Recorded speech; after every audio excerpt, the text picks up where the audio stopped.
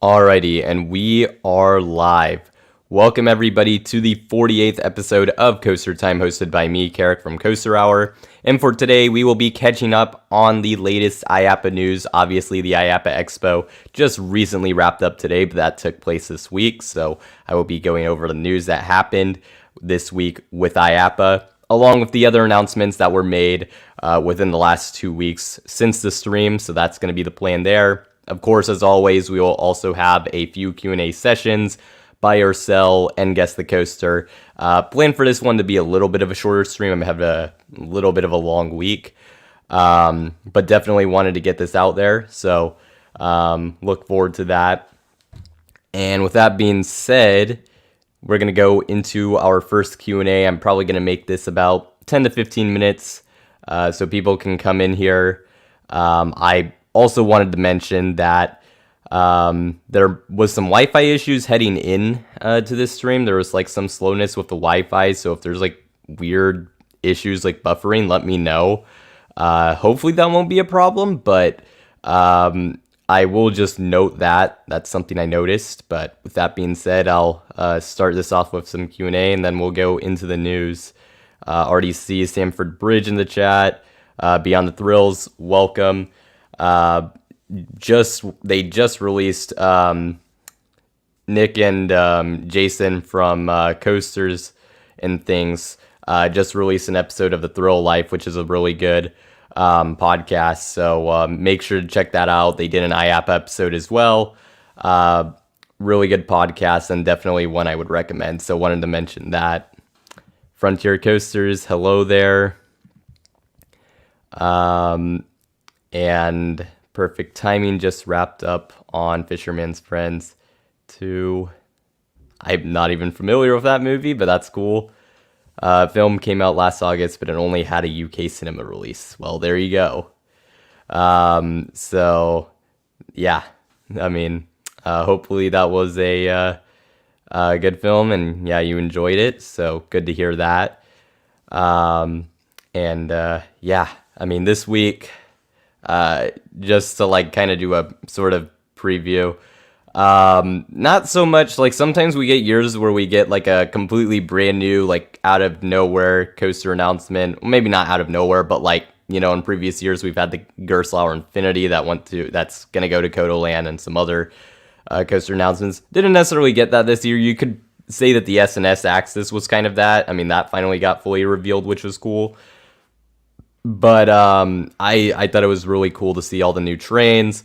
There's a lot of under the radar announcements also that were pretty cool. Found it interesting that there were 2 days in a row that new parks were announced, and like no one noticed on the day of. But I guess it's just because of how they did the press conferences for those. It was a lot like under the radar. They weren't like on the official list. But yeah, and we will be talking about those in a little bit. With Six Flags and Cedar Fair merging, do I think other mergers would be possible? I don't see that happening. I think this was kind of a specific scenario that sort of caused this to happen, so I don't see other mergers happening. But I could be wrong there for sure. Welcome in the chat, Strong Arm 11. Cedar Flags is a real park. I threw it out there on Instagram when that whole thing occurred. Whether Cedar Flags was like, if that name aged well or not. It's kind of interesting. I guess Cedar Point's still going to be called that, so you would still kind of have the name. But considering that Cedar Fair will no longer be a real thing within, like, you know, the next few months, it is kind of interesting to see how that name will age. But that is pretty funny that did become a reality, basically. Hello, Civilian Satellite. Good to see you here. And then, what is my guess as to how soon we'll be able to buy a Six Flags Cedar Fair pass? That is a good question. I mean, that's something I'm wondering myself, because I'm kind of like, I'm not committed yet to buying any of the passes yet. So I'm kind of like do I wait a little bit to kind of see if there's going to be one that releases after the merger, like immediately after, which you would assume be Q1 of 2024 as they're planning. I think it would be a little after that. I'm not 100% sure, honestly, if we'd even actually see it like this year.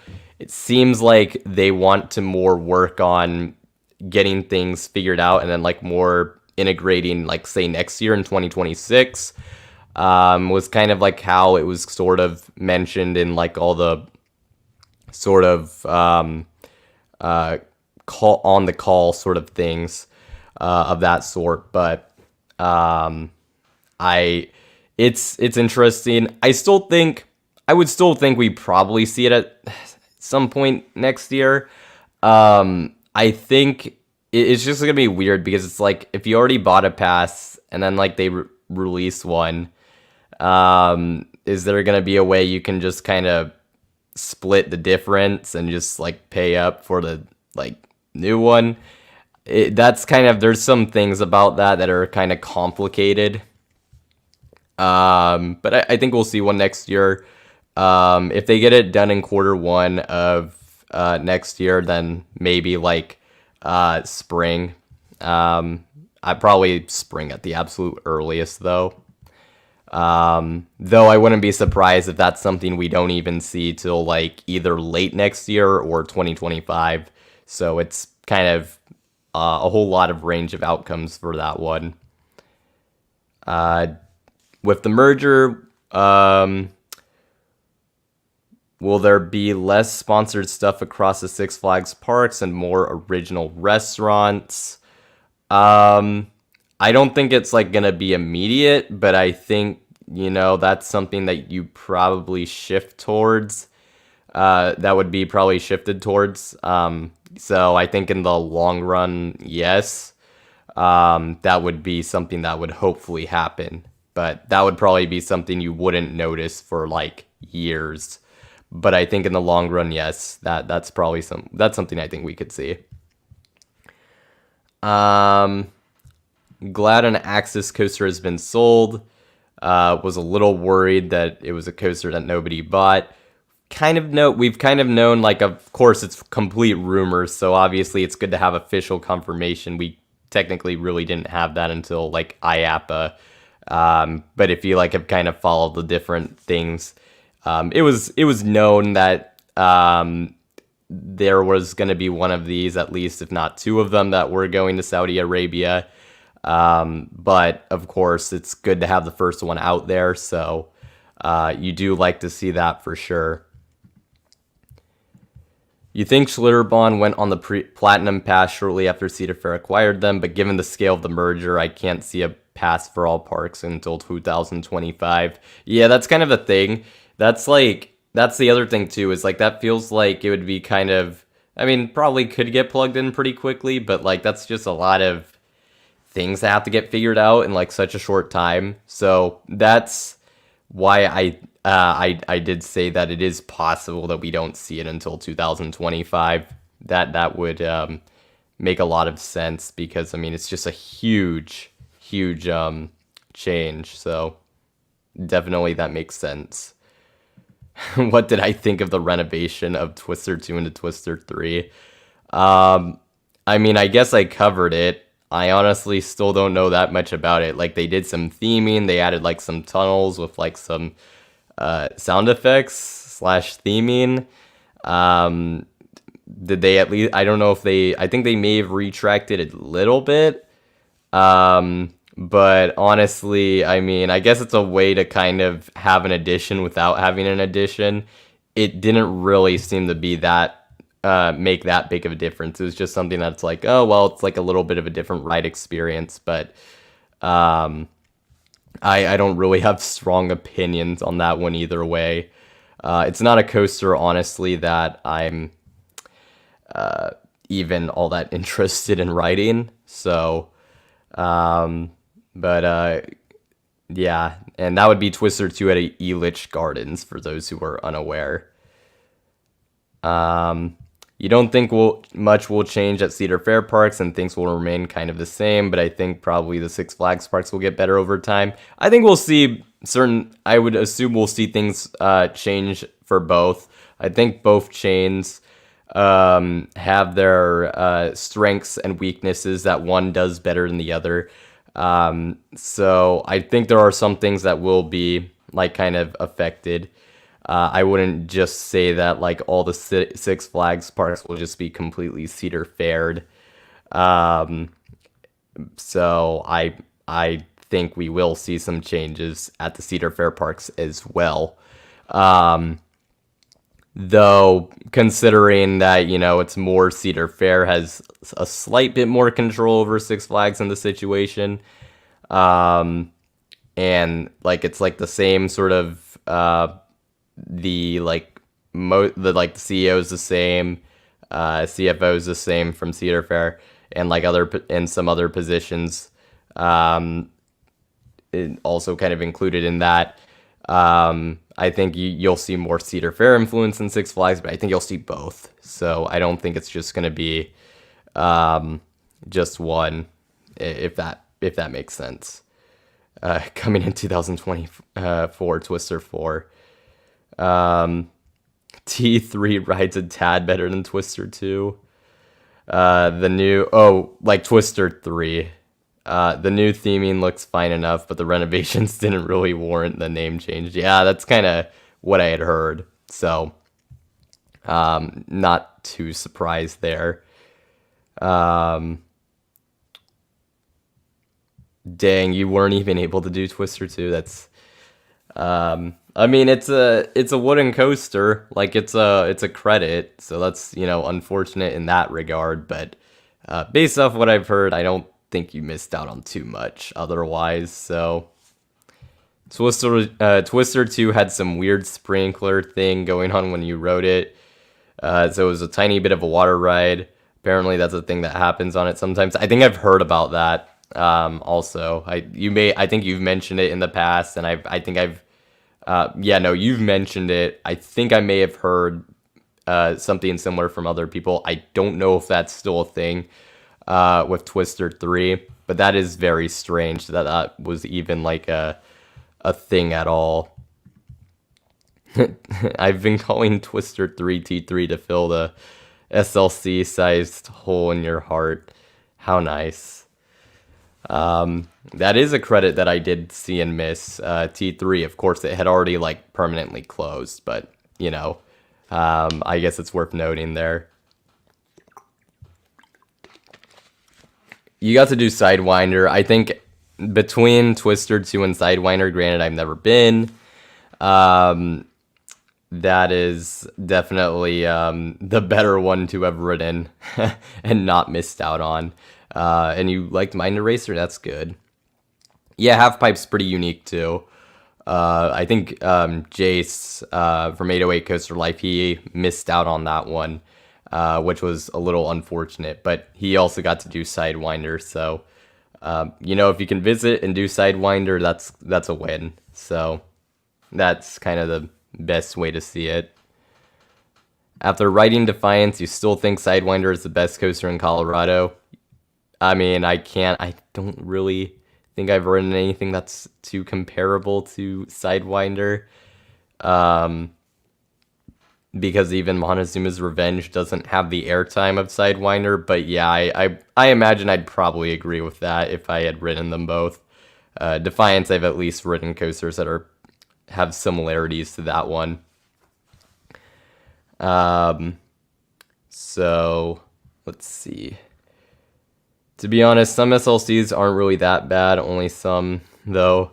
I didn't think Kong was that bad, but I'm like in the minority on that. I didn't think it was all that great, but I didn't think it was actually like that bad, especially compared to the Boomerang in the same park. Yeah, Sean Flaherty, he loved T3. I think he said it was his favorite coaster in the park, so that was definitely a unique opinion there. Like I said, unfortunately, I never got to ride it. I was curious because I was like, considering how the restraints and trains on that were so unique, I was curious if I would enjoy it. But of course, and I was initially thinking I was going to ride it, but then because I already had that like trip planned out, and then they announced after that I had already committed to go into Hollywood Nights and was going to go there, that, I mean, I would not have changed it for T3, but that it wasn't going to be open because it permanently closed. So I will, that was a little unfortunate, but yeah, I think this will be the last one I take. What new model do I think will be the most popular? Like, because at IAAPA there wasn't, like, in terms of, like, there were ride models that were announced, but not, like, really coaster models per se. But I guess you probably just mean, like, kind of new ones that have come out in recent, like, sort of times in general. That is a good question. Because that does make you think a little bit. Because, like, in terms of recent models that you have kind of out there, you have like like somewhat recent, you have like the Intamin Hot Racer, which has been like a pretty new model. They have like there's water coaster type things that they've kind of put out. Gerstlauer Infinity Invert is a thing. Actually, there's only one that's confirmed to have happened, but we've seen certain Vekoma coaster models really pop off and like get a bunch built. Granted, mostly in China, but the Vekoma Ghost Rider, there's one I believe that's confirmed to be going to Vedanta World.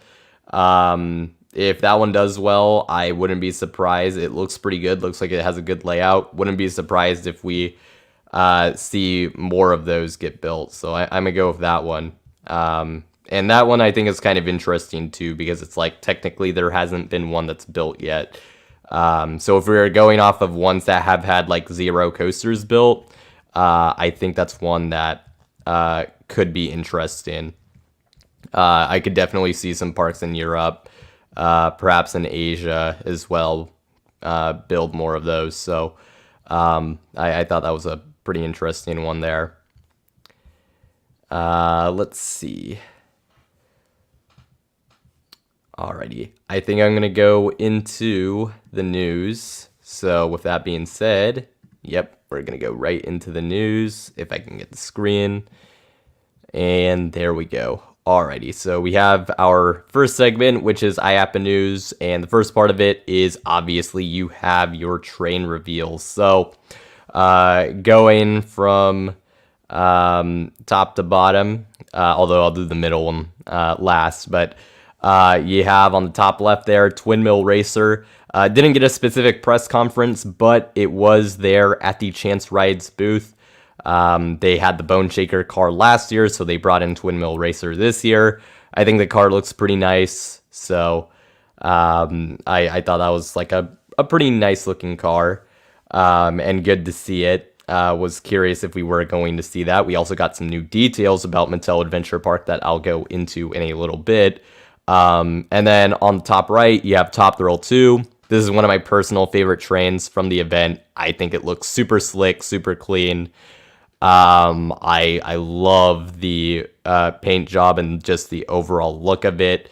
The one thing that people did mention was kind of the wheels looked a little weird with the train, and I would agree with that a little bit, but especially because they're like humongous, or like some of the biggest wheels we've ever seen on any coaster.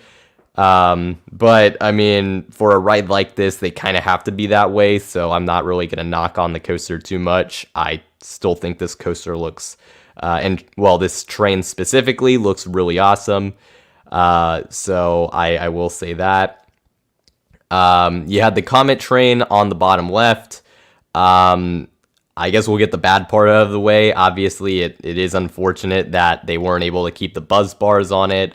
As someone who liked Comet several years ago when I rode it at Hersheypark, I do think the addition of these PTC lap bars will hurt the ride experience a little bit, certainly. I'm not gonna like say it won't, because I mean, I think the airtime was probably a lot better with the buzz bars as opposed to the PTC lap bars. But outside of that, I think these trains also look really nice. Some of the better looking PTC trains out there looks very shiny and clean. It's good to see Hersheypark putting in the money to preserve, obviously, their classic wooden coaster. Obviously, yes, like I said, would love to still have the buzz bars, but for preservation purposes and keeping this thing around, I'm okay with this in that sense. And the trains look pretty good. Then you have Penguin Trek on the bottom right, new B&M family launched sit-down coaster. I thought this train looked pretty good. Obviously not the same style of train, but honestly, I prefer it over the Intamin straddle coasters that we've seen for the SeaWorld parks. I will say that. This one even, I don't think you can see it very well in this picture, but it even had like the springs to kind of make it look even more like sort of a snowmobile type thing. I thought this vehicle looked pretty nice. It seemed to look pretty comfortable too, so pretty open. So I like it, the Penguin Trek vehicle. And then we have Extreme Engineering. Unfortunately, pictures of their booth and the cars were hard to come by. You might be able to find them on Twitter and Discord. There were some that I saw, but none that I could like really use. But they did show their Cloud Coaster Storm car, which is the 2-seater one on the left, and the Typhoon car, which is the 2-seater that's one in front, one in behind. That was at the booth there, and so those are just some renderings, so you know what that looks like, but there were physical ones at their booth, so wanted to mention that.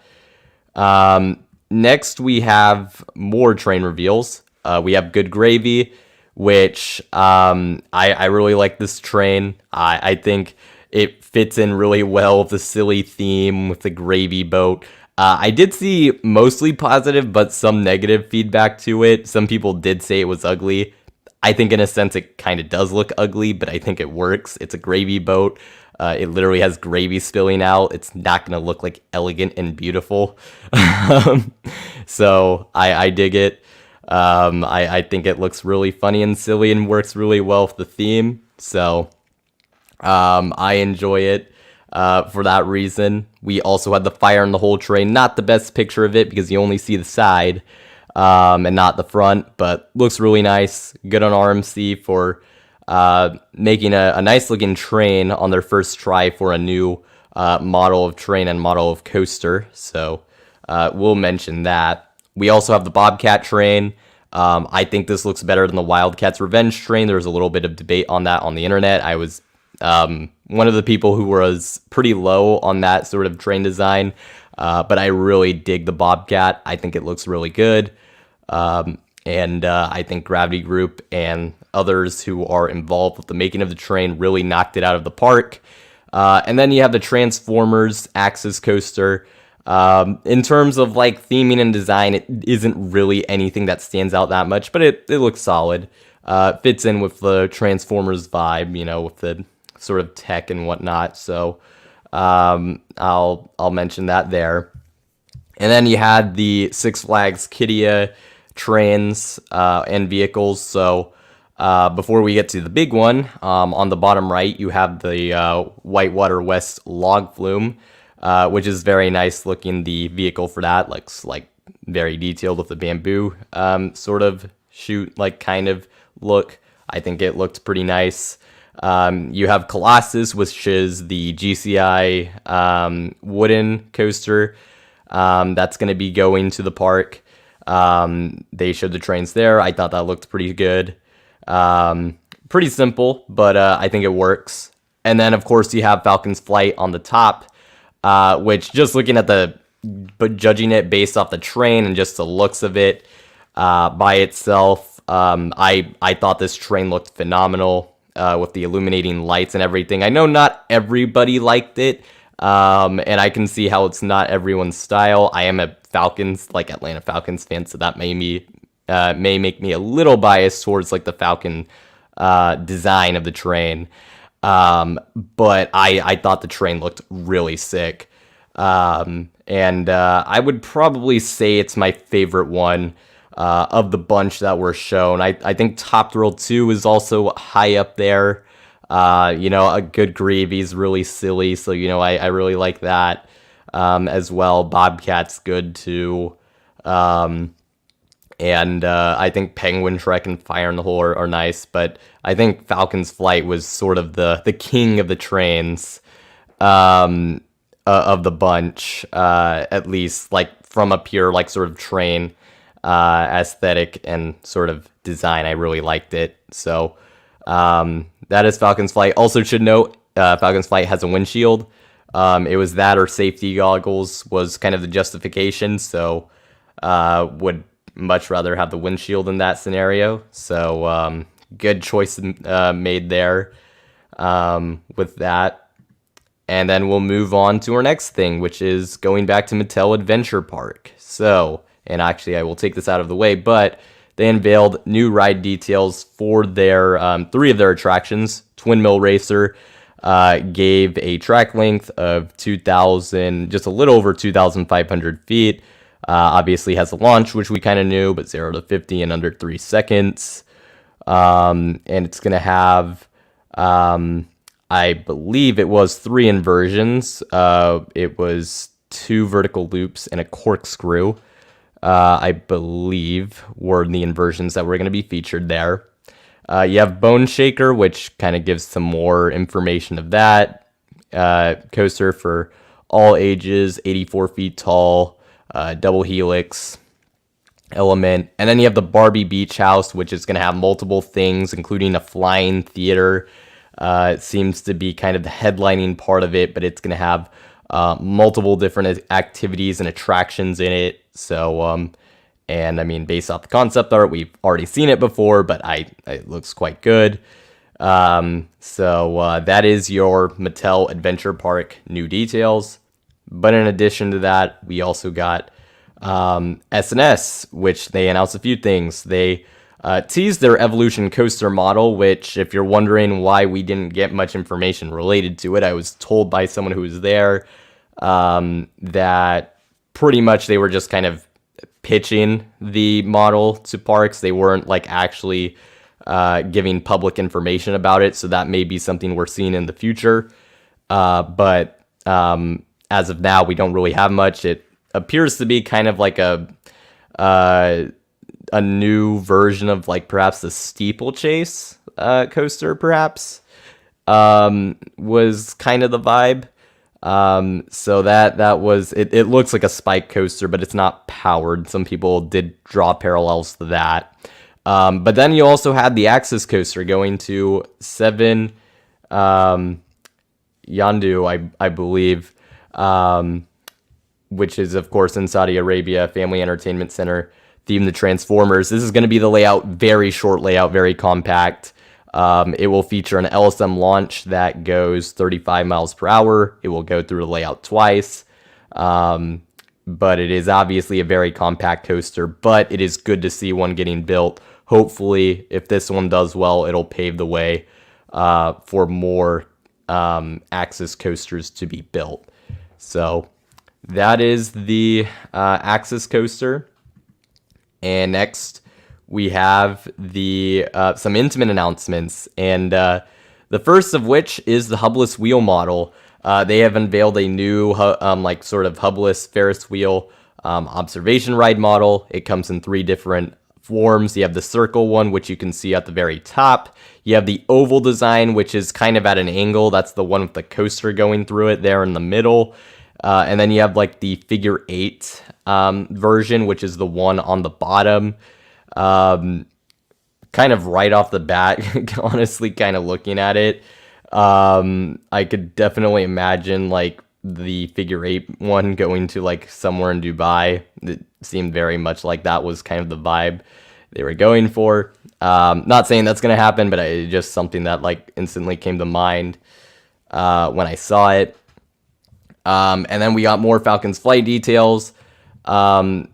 Some things are a little unclear because the track length, I've seen different figures because on here it listed as 13,123 feet, but the meters it has is like, if you converted it, is way off. In the animation video they showed, which I'll get to in a bit, it was listed as I believe it was 4,250 meters, which is about 13,923 feet of track. So I think that's the track length that is believed that the coaster is going to be at. And it's going to be about 155 to like 156 miles per hour in speed. Elevation, it's going to have like a elevation height difference of like about 640 feet. I believe in a different document, the actual like height is like a little over 600 feet. I believe it's like about 606 feet, which I think was mentioned a while back in a document that I covered. But we also got the animation for it that you can find on YouTube and other places at this point of what the layout will seemingly actually look like. And it looked pretty crazy, I'm not gonna lie. The first half was like kind of like a hyper coaster. Pretty much it had like sort of a Conda style drop of the lift hill, several airtime hills, like a wave turn type element. And that of course goes into the cliff section, which is crazy. I mean, in terms of like a layout and everything, this coaster looks ridiculous. And I think it's pretty much going to be a one of one. It's been covered on here before, but this coaster is funded by the Saudi Arabian government, so the money they have to play with is on a different level really compared to anyone else. So you're probably not going to see a coaster top this. World's tallest, longest, fastest coaster. That is something that is worth noting. I don't think this is going to kickstart like another Coaster Wars or people are going to try to outdo each other. I think this one's just very much a very specific situation in where this coaster could be built, like to be this humongous. But yeah, that's Falcon's Flight. I mean, it's a crazy looking coaster for sure. It's becoming closer and closer to being a reality, which is just like mind-boggling to think about, considering like several years ago, like all of us saw it, not all of us, but a lot of us saw it and laughed at it and said it was never going to happen. And it's like, well, here you go. So that is Falcon's Flight. Just like I said, in terms of like a coaster, like just looking at it from that standpoint, absolutely crazy, in terms of engineering and all of that. Next, we have Maurer. They have unveiled their Spike Water Fight coaster model, which is another one of their powered coasters. This picture doesn't so this coaster will basically, it's going to have some water slides also in the complex, but in addition, those who are looking on will have water cannons, like those on the stairs that they can shoot riders with. But the vehicles themselves will also be equipped with water cannons. So looks like a very wet ride for sure. A bit of a curious. I don't know exactly. It's an interesting idea. I don't know how practical it is. But hey, if it ever gets built or someone ever wants to build one, I definitely would be very curious to see what the reviews of the coaster are like. From those who ride it, because it definitely seems very unique and definitely very unusual. So I will at least give them that very creative idea for the Spike Water Fight coaster model, as we've seen with some of the other Spike concepts that have been revealed over the years. Next, we have Sunkid, manufacturer that is known for their flat rides and obviously their butterfly coaster models, but they are developing new trains for two coasters, specifically at one at a park in Europe and one at a park in Asia, likely on a Vekoma coaster because they've retrofitted Vekoma coaster trains and put like new ones on existing Vekoma coasters, specifically on boomerangs is what most are familiar with. But they've also unveiled their Looper 2.0 flat ride model, specifically their tower version, which if you've seen like a Looper flat ride, it's just like that, but on a tower, which is pretty weird. This was done in combination with Mark Rides, which is a separate manufacturer and designer, but pretty interesting looking flat ride there. So that is what Sunkid was up to.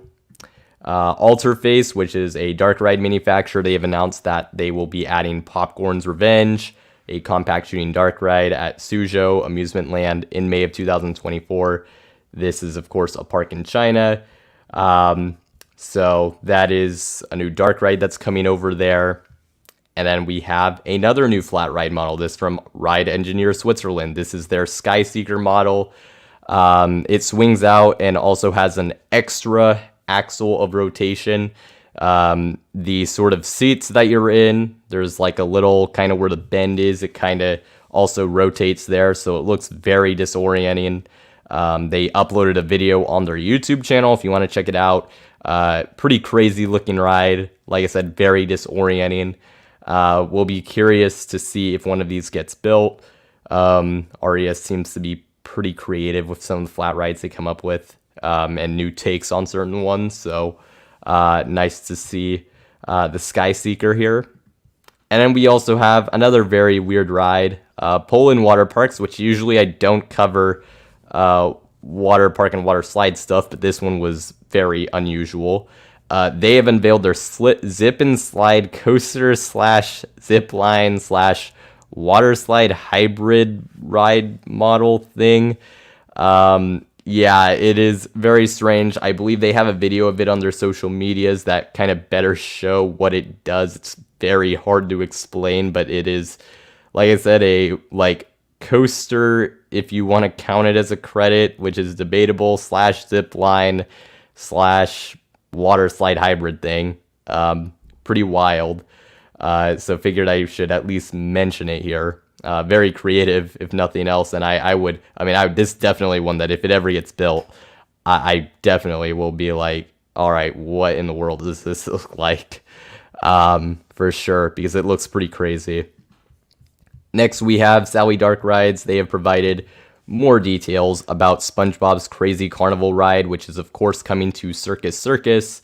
They also did a Mr. Krabs animatronic reveal, which that animatronic looked really good. They showed a vehicle rendering that I couldn't find a picture to show on here. They didn't bring an actual vehicle, but the vehicle for this ride, if you saw it on Twitter or social media, it's literally you are sitting in SpongeBob SquarePants. It looks super funny. Out of all the vehicle designs, even though it was an actual vehicle that was there, it was also one of my favorites because it looked so funny and it was so creative and looked really well done. So wanted to mention that. They also announced that there will be a second location for this exact ride. I think the layout's a little different, but Land of Legends in Turkey will also be getting a SpongeBob's Crazy Carnival ride in the future. So there you go for that.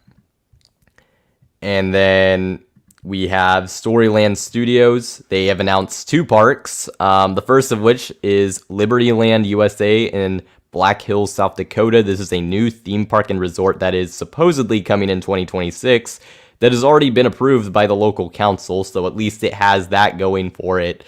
In terms of the concept art and the videos, it didn't really seem like in terms of I don't think this is going to open in 2026, and I have doubts of it happening in general, but it seems like they're still a ways off in terms of getting their final plan in terms of what this park's actually going to look like, because just looking at the rides and stuff, it didn't really look like rides made by manufacturers that were finalized. But it would be cool to see another new theme park in the US. This would be near Mount Rushmore, if you're wondering where this is, near Rapid City, South Dakota, is the nearest major city. So Interesting project. But we also have another new theme park that was announced also by Storyland Studios.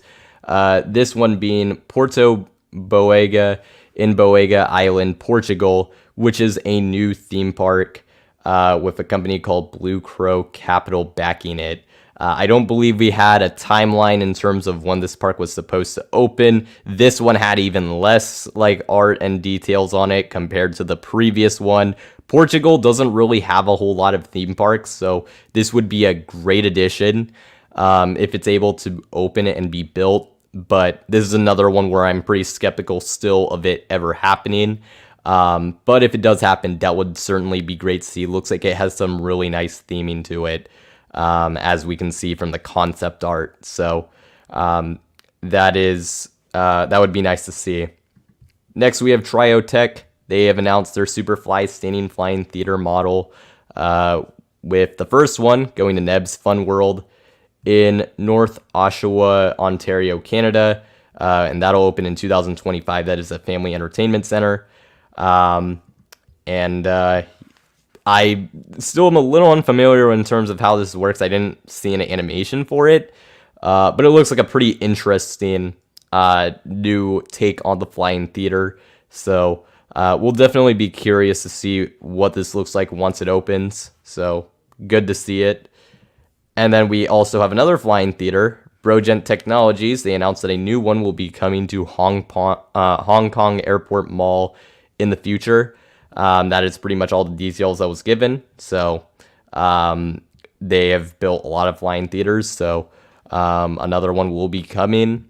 And then the last bit of IAAPA news is that MV Rides, formerly Martin and Fleming's, has unveiled the Thrill Wheel, which this is a Ferris wheel combined with a sort of like, if you've heard of a KMG booster, like a booster type attraction.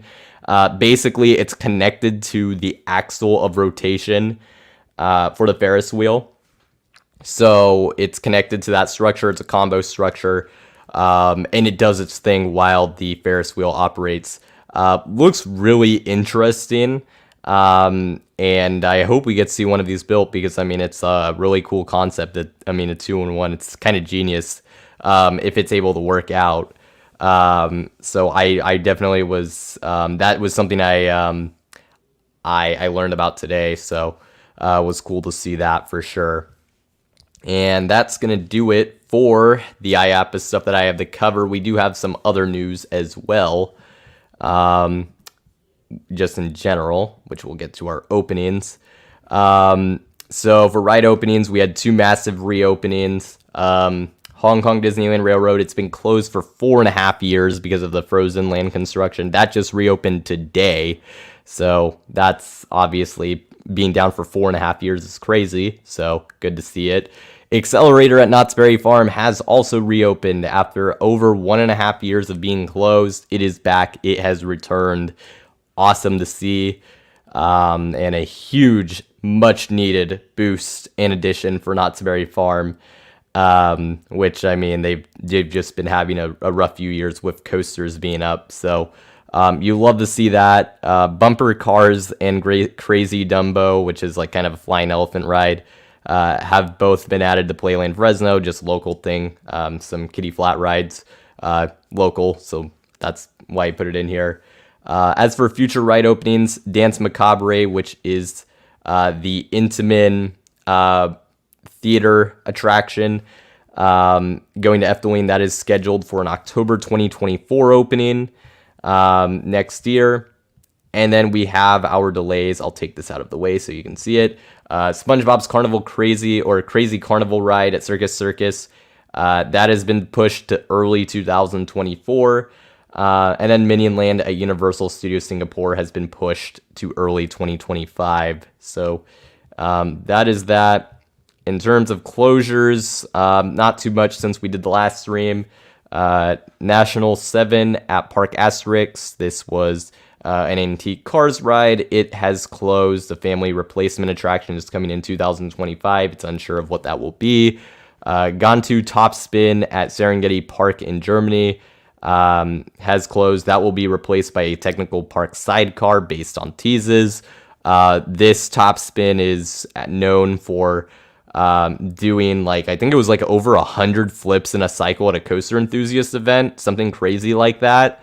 So will be missed. Shenzhou coaster in China, which has been standing but not operating since 2019, has finally been demolished. This was the original Chinese manufactured, like sort of the original knockoff Vekoma SLC by a Chinese manufacturer.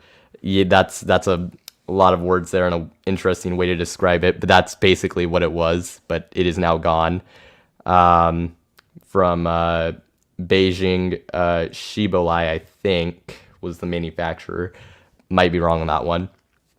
And then Kersplash at Edaville Family Theme Park in Massachusetts, which this is a E&F Miler water coaster that has been sitting there since 2013, has finally been demolished. It is in the process of being demolished. It will never reopen. They had been trying to get it open for a little while, and I think they kind of just gave up at a point, and now it's being removed. So that is obviously unfortunate to see, but that's sometimes how it goes. Next is the construction updates. I will take the banner out of the way because there's a lot here. Loch Ness Monster at Busch Gardens Williamsburg has closed for 2024 overhaul. Similar with Shockwave, closed because it's going to get its sit-down conversion. Valley Fair, there's been some construction near their former Dinosaurs Alive plot, which is very fascinating. That's kind of where the potential new coaster would be located if they were to do that. Circuit Breaker at Kodoland had a part shipment come in, so that is obviously good to see. The Mach Striker or Launched Big Dipper going to Phantasiana in Austria has parts on site. Iron Menace at Dorney Park has gone vertical. All-American Triple Loop at Indiana Beach has tested, which is really promising and really good to see. Penguin Trek at SeaWorld Orlando has gone vertical. The RES Rollerball at Coneyland in Switzerland, track has appeared on site for that ride. Fjord Explorer at La Pau in France, parts are on site there. A Vekoma Whirlwind that was recently relocated to Kuwait Winter Wonderland, the track work has been complete for that. Big Red Boat, the Zamperla Powered Coaster at Dream World, track is on site there. Spinning Coaster and SBF Visa Spinner at Frankie's in North Carolina. An FEC is testing. Misrule at Aztlan, which is the park that's going to be replacing La Feria Chapultepec. This is the Vekoma Suspended Family Coaster. That has gone vertical. And then SeaWorld San Diego has received a mock ride shipment, believed to be for Journey to Atlantis, though only time will tell there. So those are your construction updates. And then we'll move on to our final few announcements. So Grand Splash at Park Asterix. This is their I think it's their Shoot the Shoots, I believe. It will receive a Pirates retheme and will be renamed the name you see there. So it's going to receive a new pirate theme. So Park Asterix keeps getting new additions, which is good to see, or new investment in this case. And then we also have this. A new large mock rides coaster is coming to Aqua Show Family Park in Portugal in 2025. So we've had 2 bits of Portugal theme park news in this episode, which is, you don't hardly hear anything out of Portugal for theme parks. So that is certainly something. We don't know what this coaster is. They already have a mock rides water coaster. If I were to guess, I would assume probably a mock Power Splash. That would just make a lot of sense. I mean, it's a water park. They have a water coaster already. So I think a Power Splash would be a nice fit here if they decide to go that route. If it's something else, I would be pretty surprised, but that would be cool to see really anything. So, I mean, that's certainly promising. And another thing that's promising is that a new Gerstlauer Infinity invert is coming to Parque del Cafe, which is in Colombia in 2024. This is the park that has, they already have a Gerstlauer Eurofighter. They are also the home to Zambezi Zinger. The original was relocated over to this park. They also have a custom Gerstlauer family coaster with a launch and a lift hill that is terrain based and pretty neat. But this will be the layout of the inverted coaster. We'll have an airtime hill, and we'll have a different enough layout to differentiate it from the Eurofighter, which is good to see. Definitely a good addition for this park, and I think this could be the best coaster collection in all of South America now with this coaster. They have built up a nice collection over the years, and that is now getting even stronger. So that is good to see there.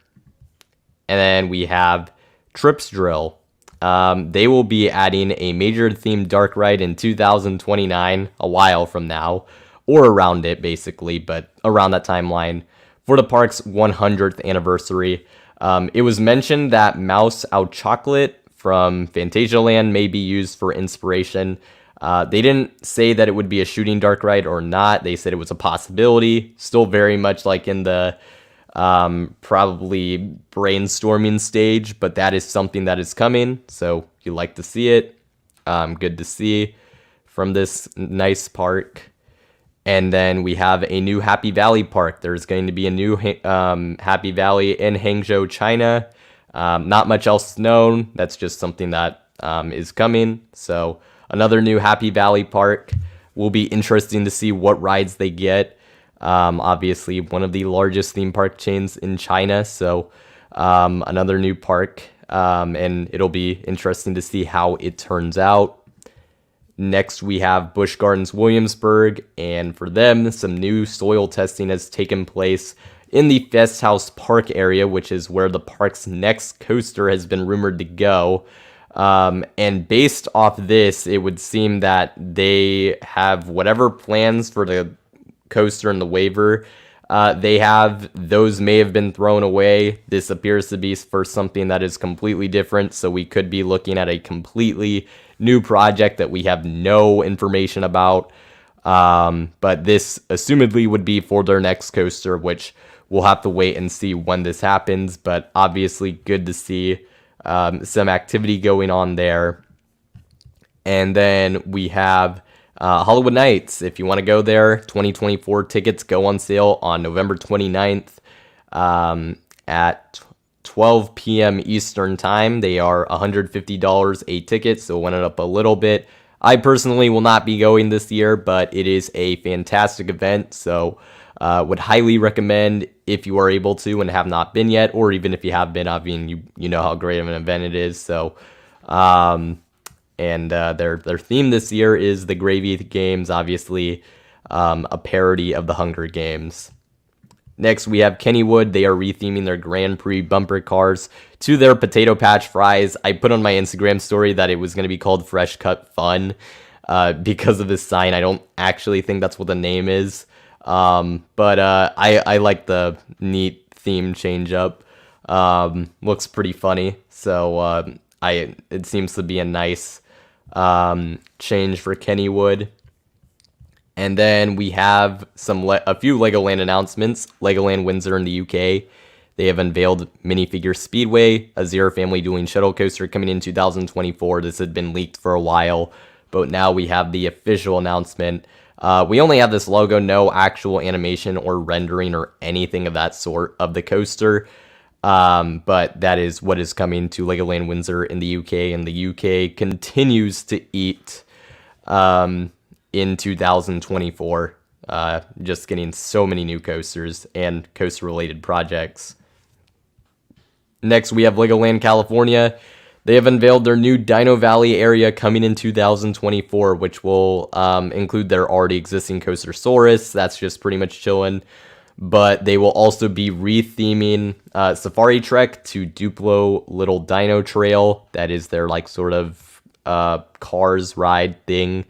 And then Fairy Tale Brook, which is sort of the relaxing scenic boat ride that will be rethemed to Explorer River Quest. So looks like it should be a nice addition for Legoland California, and it's good to see them put some more investment into the park. So you'll like to see that and spruce up a new area that looks like it should be pretty good.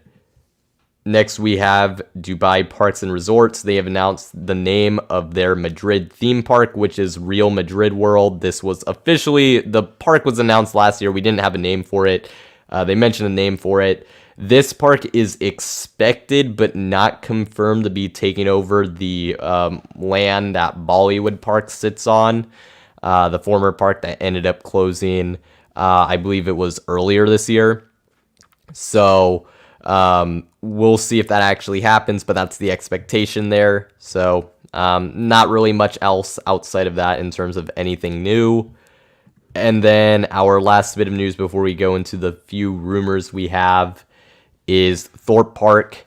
They have announced Big Easy Boulevard, which is a new Orleans themed land that will replace Angry Birds Land. So basically just kind of reskins everything, including the drop tower, which will be Detonator, and their bumper cars. I don't recall the name off the top of my head, but that's getting rethemed as well. So that is going to be their new area. So they're going to be getting that in addition to Hyperia. Another nice thing to see, even if I have some nostalgia for Angry Birds. So that is good there. And then we're moving into our rumor mill. So potential massive spoiler warning. Although in this case, honestly, not really. The rumors aren't that crazy. So with that being said, we'll go in 3, 2, 1. Here we are. So the first of which, this one is pretty weird. So this happened at IAAPA. It was reported that Disney announced that the Avatar experience going to Disneyland Resort would be located at Disney California Adventure. However, after news broke out, Disney said that this had not been announced, despite there being multiple sources that claimed it was. So some people believe it was mistakenly said, or that it was never said, and there's like some just weird mishearing or something. Other people think it was said and it was something that wasn't supposed to be said. That's kind of where I lean towards, because I kind of understand why, if they didn't want this out there, they would want to keep it under wraps. Because if this Avatar attraction or area or whatever it is, I mean, all we know is there's going to be an Avatar attraction or experience going to Disneyland Resort. If we were expecting a new land or it to take over an area, if it does go to California Adventure, it's pretty obvious, in my opinion, where this would go. And that's going to be in the sort of Grizzly Peak area. That just seems to be pretty obvious, which I do like that area. So I'm not, I would be sad to see it get changed or replaced, but it's a rumor. We'll see what happens. But it was kind of weird how that whole thing kind of went about. So there was that. Next, we have a Screamscape rumor that is not surprising and honestly doesn't mean a whole lot. Supposedly, a Legend of Zelda attraction is being planned to replace Poseidon's Fury at Islands of Adventure, and it will come after Epic Universe's opening. That's supposedly what Screamscape's heard. That is about what is expected. That it was already kind of the main rumor beforehand, I guess, if you want to believe in that. And Screamscape, they've had pretty good information when it comes to Universal parks. I will say that. That could be promising, but I think this is what most are expecting anyways, so I don't really think this is anything too groundbreaking, but there is that. And the last thing we have is Alton Towers. This is one I found out about very recently. It was also kind of hard to do research because this was mostly explained in videos, but there are rumors that Alton Towers will be replacing their former Retro Squad flat rides that were recently removed, with up to 3 permanent flat rides from Hoos Rides, assumedly as soon as next year. Supposedly, Hoos has confirmed that they were in talks with Alton Towers within recent times, according to someone who said that. Like I said, rumor. And some have speculated that Buzzsaw, the park's former top spin, Huss top spin, will be revived. So if you're, another thing, if Alton Towers gets this on top of, obviously Nemesis returning, that would be pretty cool. And honestly seems pretty, realistic. They've like removed the flat rides like very quickly as well. So I definitely wouldn't be surprised if we do see some permanent flat rides come to Alton Towers next year.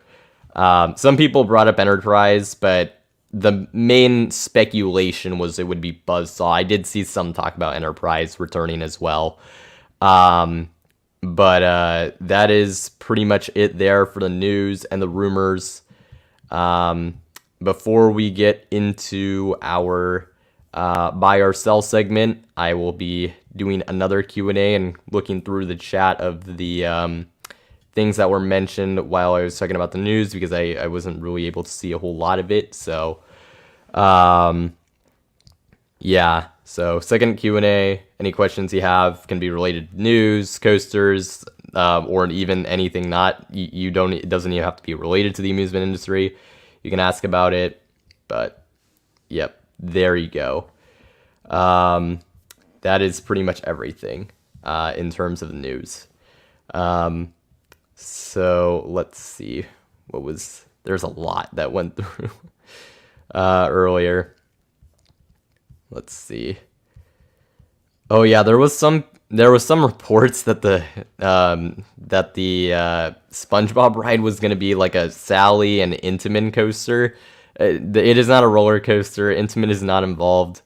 I think there was some confusion because Sally Dark Rides released a video that like showed they were involved with certain dark ride coaster stuff with Intamin, but that has nothing to do with the SpongeBob ride. I wanted to mention that, because that was something that kind of got out there that I'm like, what in the world? How'd this happen?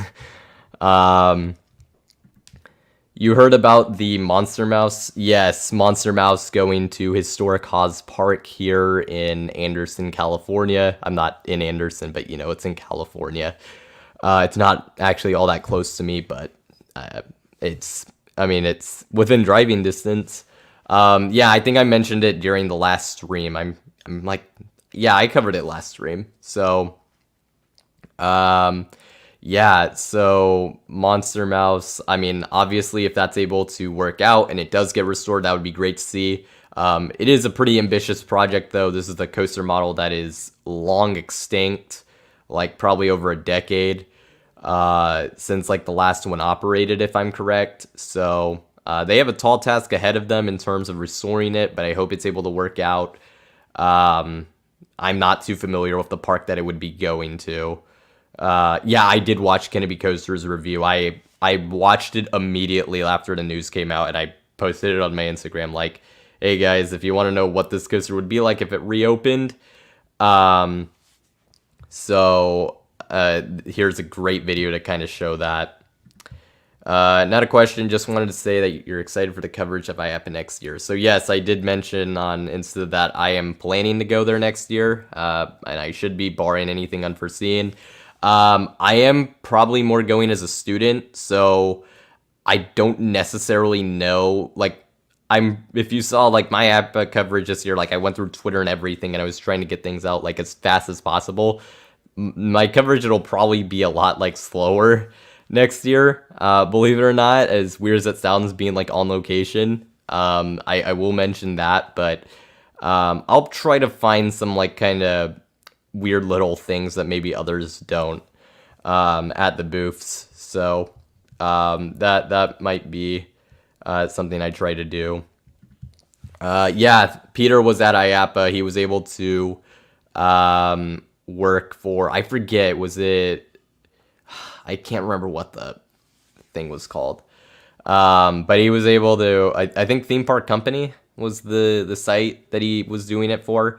Yeah, he was able to go as part of their thing. He was able to get around he didn't get around it because he deserves to go. He deserves to cover the event. But because of the new restrictions against YouTubers going to IAAPA, considering some of the things that occurred last year that are I'm not going to go into, but basically if you were a YouTuber, it was very hard to go if you only had that going for you.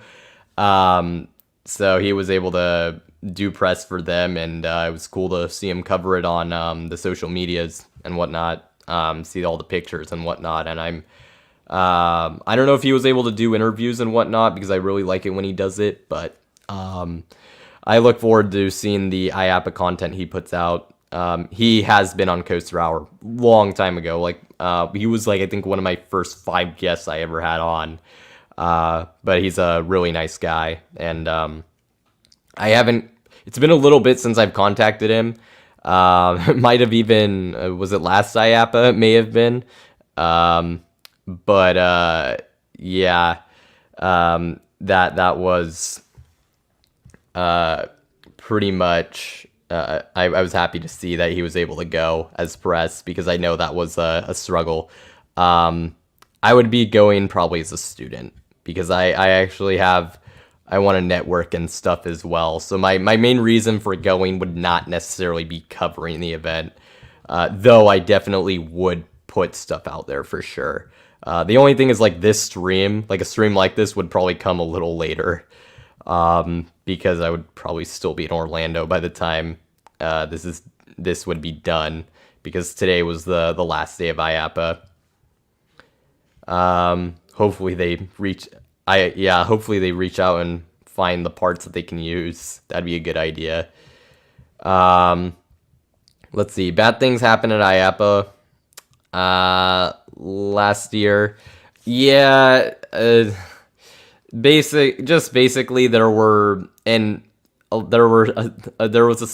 few people that were specifically singled out, but I know that it was there was a decent amount of different people who just did unprofessional things. I know there were like kind of issues with specifically etiquette around trains. Some people were like trying to go underneath like the trains, which is like really dumb, in order to like get pictures or videos. And I heard that happened in some cases this year as well, with other people. It's just like kind of a weird thing. Like why? I mean, like getting a shot under the train is like, is it really worth it? Are you even gonna get a good shot? It's just very strange. And there was just a decent amount of things there, and that they basically made it this year. So you could, if you wanted to go as press for IAAPA, you had to have like a blog. You could do it if you had like a blog or like an Instagram or like a Twitter page with like a certain amount of followers. But purely like YouTubers were pretty much like excluded based off what happened last year. Yeah, so there's just some things that happened there. He was at Coaster College, was at IAAPA. That's cool. You don't have to go as press. You can also if you are an attendee, as long as you kind of ask for permission to film things and whatever, you can do it. So it's not like that's the only way. But if you're press, I believe you get to go for free. You can also pay to go out to IAAPA, or if you're a student, you can go for cheaper. So there's options. But that it is, that it is what it is. Let's see, favorite train reveal this year. I think, in terms of like pure train design and the look of it, I thought Falcon's Flight looked like the coolest one. I think Top Thrill 2 was really nice. So I think those would be the top 2 that I really liked. And then I think I mentioned earlier, I like Good Gravy. I think it fits really well with the silly theme. And then you have some other ones as well. Penguin Trek looked pretty clean as well. So, but I would say, like I said, the absolute favorite would be Falcon's Flight, and then Top Thrill 2 was also really good. So I think those were the 2 that really stood out. Oh yeah, Bobcat was. I keep forgetting Bobcat, but that was a good train too. I do want to give that one credit, especially since the last cat themed train I sort of trashed a little bit last year. So, and that was not a popular opinion. So, yeah. You went as an attendee. Yep. Amusement Escape went. saw you were able to go there. Hope you had fun. First IAAPA, I imagine. So there you go. Yeah, yeah. That's mostly what I've heard. I've even though I didn't go this year, I've tried to accumulate tips and information in terms of like how to go about things at the event. And I've heard a lot of sort of tips from professionals and those who have been for many years, and some who, did things that it's like they didn't realize they couldn't necessarily do. Like I know one of the things was like a lot of like these booths will have like brochures and stuff. And in some cases, if you just grab it without asking anybody, someone will like yell at you and get mad. So, you just ask about that. And then also if you're at a booth, and just like kind of looking around, good to ask permission to do photos and videos. But yeah. And then Insane Coaster Junkie. Yes. After this stream, for those of you who are watching this, go check out Jay's stream over on Insane Coaster Junkie. Thank you for sending some of the viewers over here. I appreciate it. Let's see. Yeah, I think I agree with you right there. So, I think that's pretty much it for this Q&A. So we'll do a few rounds of games, just simple stuff, and then probably final Q&A and wrap it up. This was going to be a shorter stream, so just kind of wanted to say that, but we're going to do buy or sell as our next segment. So basically, if you're new here, if you've watched Airtime's Thrill segment or videos series that he's done, he's been a multi-time previous guest of mine. Basically works the same way. You're going to put in your takes or predictions, and it can be really related to anything. You can do like coasters, amusement industry, obviously, is coaster stream, but you can do things outside of it. And I'll be taking in buy or sells, we'll say I'll take it for until 9:22 Eastern, so you can send your questions until then, and I'll answer anything or like any buy or sells, as long as it's sent in by then. Buy or sell example, Bisbee Spiral Airship will come back. Sadly, I will sell that, but I know that one was just an example. It'd be fun to see if someone was willing, but if somebody was willing, come on, let's see it. Someone can give it to us, right? Saw on Reddit, there's a survey put out by Universal Studios Hollywood asking what they should do with the Fast and Furious segment of the tram tour with the coaster coming. Yeah, they should remove it. I did not see that. That is hilarious. That is awesome. Please remove it. I haven't even experienced it because it broke down the last time I did it. Did the studio tour, which was when that was around. So I haven't experienced the Fast and Furious segment, but I have experienced Fast and Furious Supercharged, and yeah, it's not great. So I definitely, if they could get rid of it, that'd be very nice. Yeah, that's, for some people who haven't been, that's kind of what I've heard. It's like they wish they had more of an idea. And that's kind of why I've been accumulating information before going. Obviously, I went to the SkyNext event earlier this year, which was not obviously the IAAPA Expo, but industry event. Was actually at the IAAPA headquarters. Some people were like wondering like how'd I have the IAAPA picture if I've never been to the expo. It's because I've been in the headquarters. I just haven't been to the expo yet. Yeah, so and that was an event where I really liked doing it. But there were some things where I was just like a total rookie. And there's some things that I would have liked to know heading in. So I've tried to accumulate that for IAAPA, and I think it was still good for me. It was definitely good for me to go to SkyNext because I got to learn a lot, and I think that was a situation where it was where I would benefit from learning these things. As opposed to IAAPA, I feel like it would have been, if that was my first ever industry event, I would have been probably so overwhelmed and like, holy, like how, just like, because I've heard it has that effect on people. So would definitely, for anyone wanting to go into industry, I would actually recommend Skynext as an event. So I'll give that a quick plug.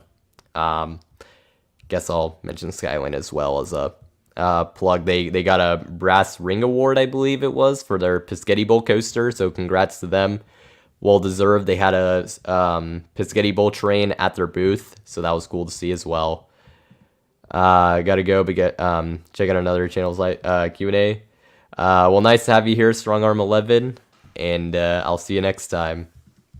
Enthusiast Roundtable, welcome to the chat. Buy or sell before 2030. Shockwave will unfortunately be yes, I will definitely buy it. I think that's gonna happen pretty soon. So yes, I buy it.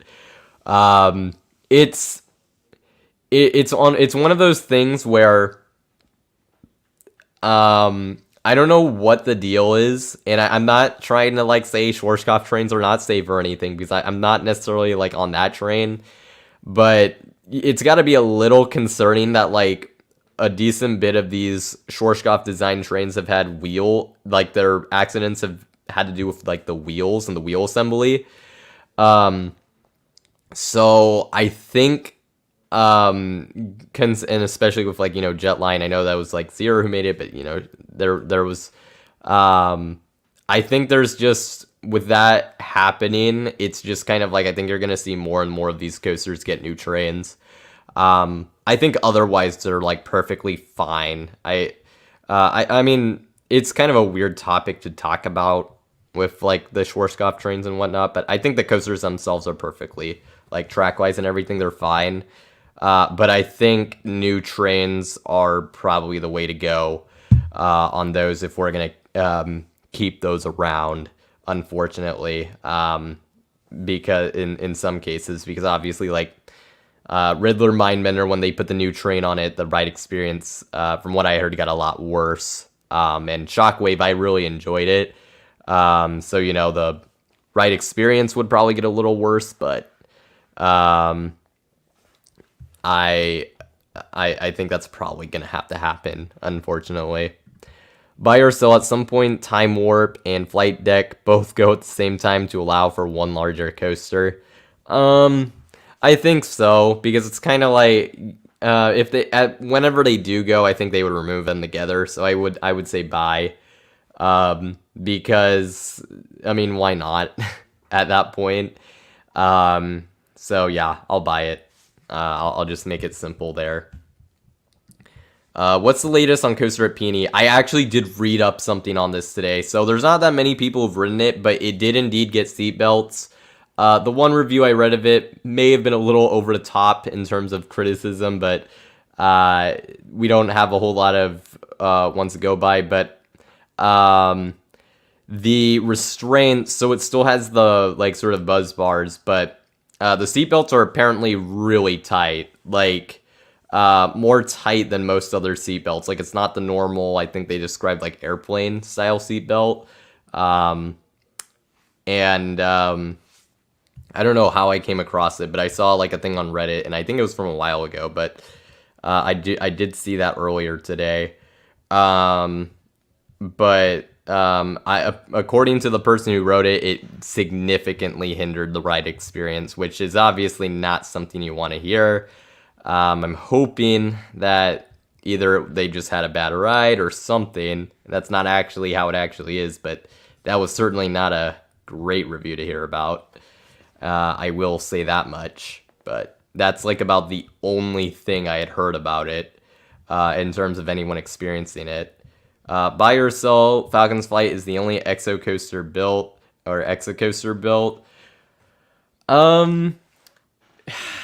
Like, I think in the style of it, yes. I don't think we see like another like sort of hyper giga slash style, if you want to call it that, coaster. Maybe one day in the future, some like weird observation, like polar coaster type ride. eventually becomes a reality, like maybe something happens, but like that, um, that would theoretically break the height barrier to be considered an exocoaster. But like for any time in the like next 10 years or whatever, I would definitely buy that. You don't ever want to say never for like anything to like literally not happen.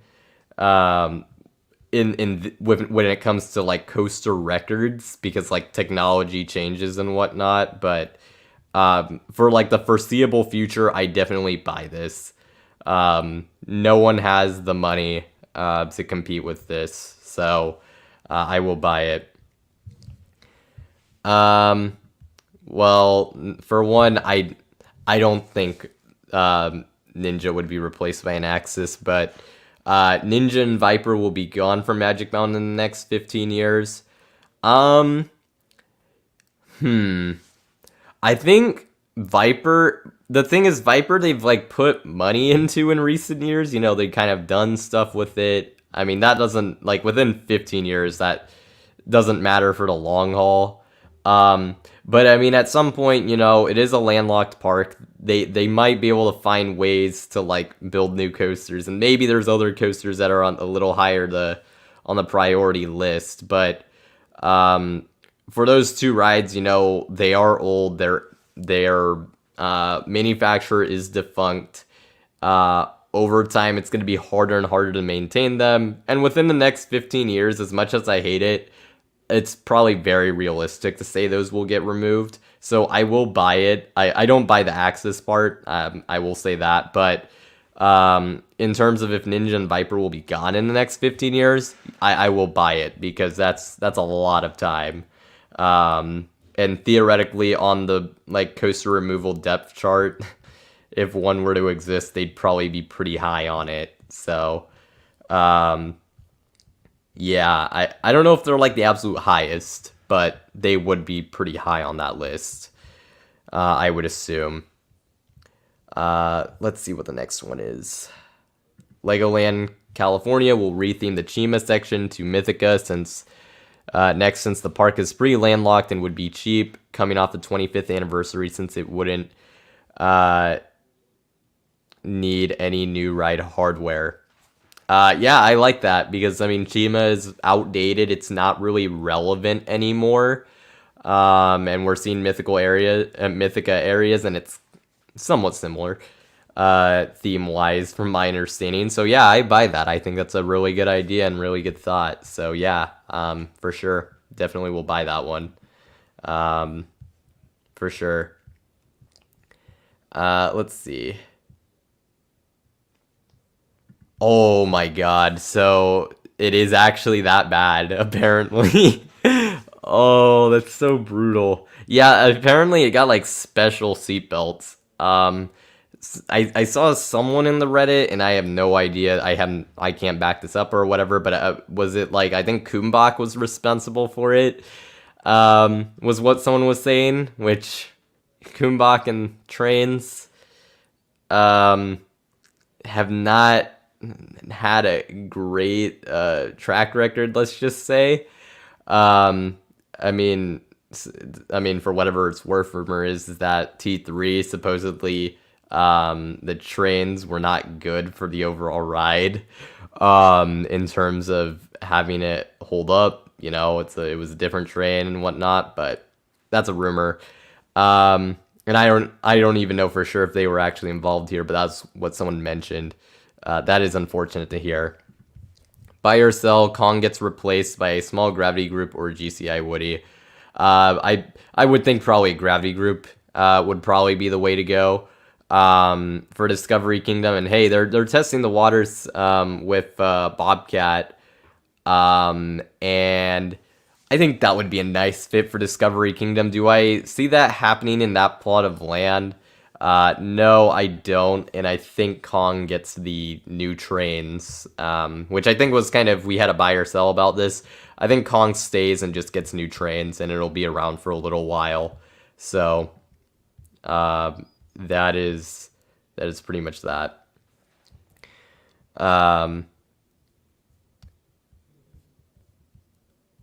nerfed coasters, but you said mind benders. One of them might nerfed out of existence. That's a good point. If the Loch Ness Monster refurb goes well, I can imagine Premiere being brought in to stretch Viper's lifespan. Yeah, that is a fair point. That could be something that happens.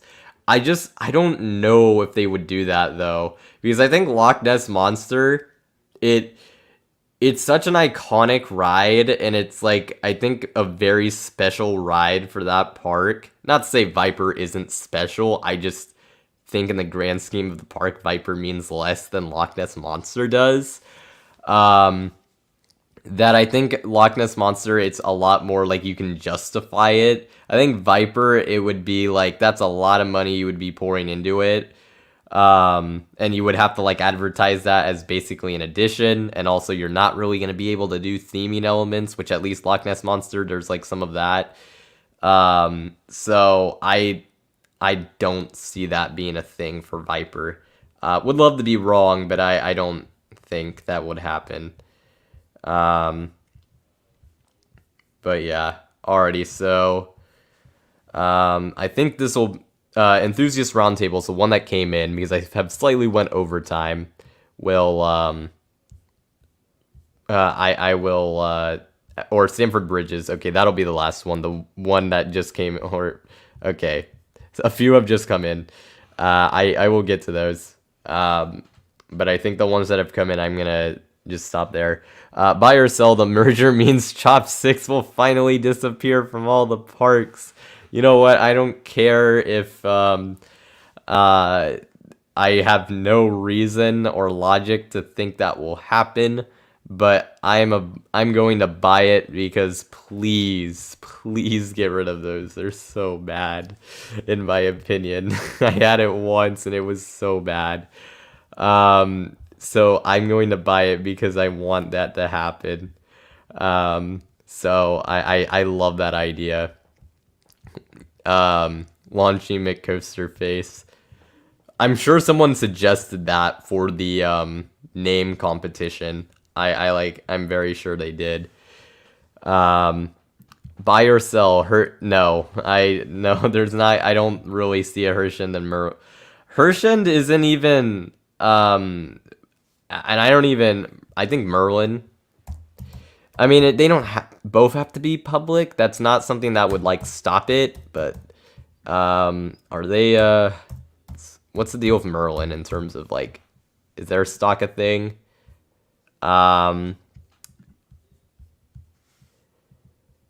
It's part of a bigger public company. So yeah, they're a thing, but Hershend is like I think they're private. So doesn't mean it wouldn't happen, but I don't see that being a thing. They don't really seem like a good fit for each other.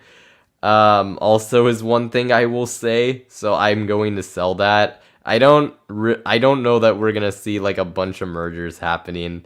I know it's been suggested, but I don't expect that we'll see something like that.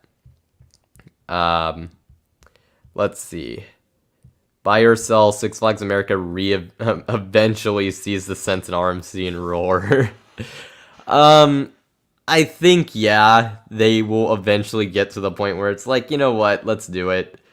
I think it makes a lot of sense, so I think I will buy it. It will be a while, though, because they seem to really be, trying to keep it around, but I think it's a little silly that they're doing that. Because they already have Wild One. It's like, just work on keeping that one around and let's RMC Roar. I think that shouldn't be anything too complicated there. So, I would love to see them, like, just go ahead and do that. Buy or sell, FunSpot will acquire one more park. I'm gonna sell for now because they just did Air Force One. They acquired FunSpot Atlanta. It's a small family-owned chain, so those are pretty massive costs for them. So acquiring another park would probably be very expensive, and I don't really see that happening. It would have to be also one they kind of like to be in like their very like tight geographic range. Like Atlanta is within driving distance of like Orlando, and I think there is some sense with like the season passes, they see some value in that. So that makes their options even more limited because they probably would want somewhere within driving distance. So like, would there be like another area in like Florida, like another FEC or something that they would like? Or maybe another one in Georgia that I'm not aware of. Maybe, but I would be very surprised to see that. So I will sell that. I think that's pretty much it for the buy or sell. So some good questions in there. And then we'll move on to Guess the Coaster, which will be our last game before we wrap it up with some Q&A. So let's get that going. I think we'll do 8 rounds. Since it's a little bit of a shorter stream, we'll do that. Because I think the last time I did 6, and since we're doing less, I think we'll do 8 rounds. Let me get one. Holy frick, I have no idea how this stream is holding up because the internet is slow for loading things, but I will take it. We have our first coaster, so guess away. There is a coaster called Bigfoot in Mexico. In Mexico City, really. I knew there was one in Mexico, but it's like it's a very tiny coaster, but there is actually one. Let's see. Is it blue?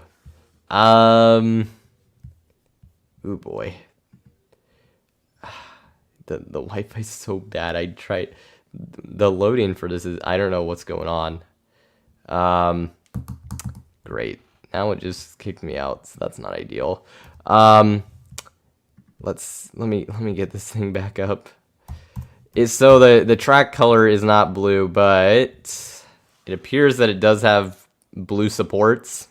I don't know if that's going to help out a whole lot, but it has blue supports.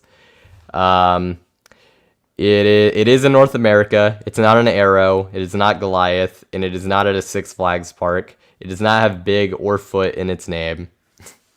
It is not Titan. So we have blue supports, and it's in North America. It is not SB&O. It is operating. So we have a coaster of blue supports in North America. It does not go upside down. It is not at a Cedar Fair park. It is not an invert. It is not Diamondback.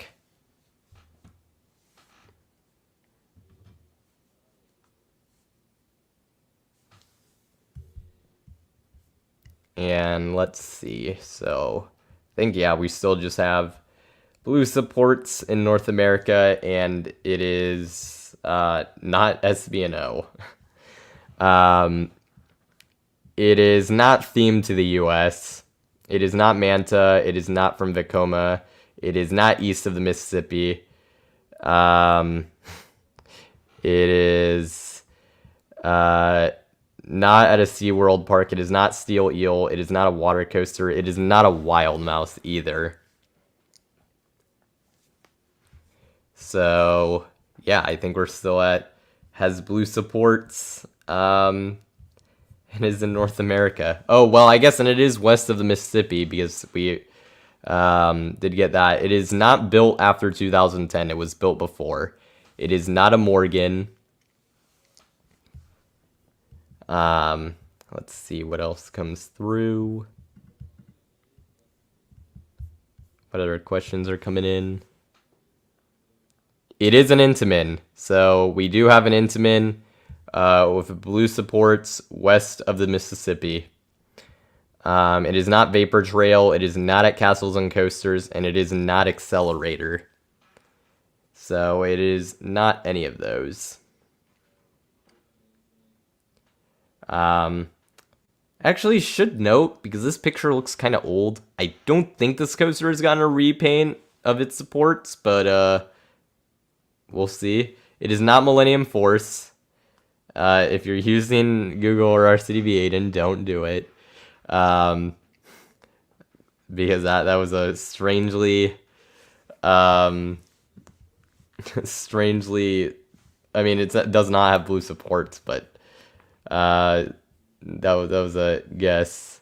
It is not in California. It is not Flash Vertical Velocity. It's not at California Scream America. It's not California Screamin' or Incredicoaster. It's not Superman. It's not themed to Superman. So we still have not much to work with. Intamin coaster with blue supports on the western side of Mississippi. Not in California, though. It's not in Texas. You do remember Millennium Force for being blue. That's good. Does it have an animal name? No, it does not. It does not have an animal name. It is not at Silverwood, but Civilian Satellite got it. It is Half Pipe at Elitch Gardens. Someone brought it up earlier, and there it is. Superman Escape from Krypton is blue, and it is made by Intamin. And it does have blue supports. So that would have been a decent guess, but that's not it. It is Half Pipe at Elitch Gardens. So Civilian Satellite is on the board. Oh boy.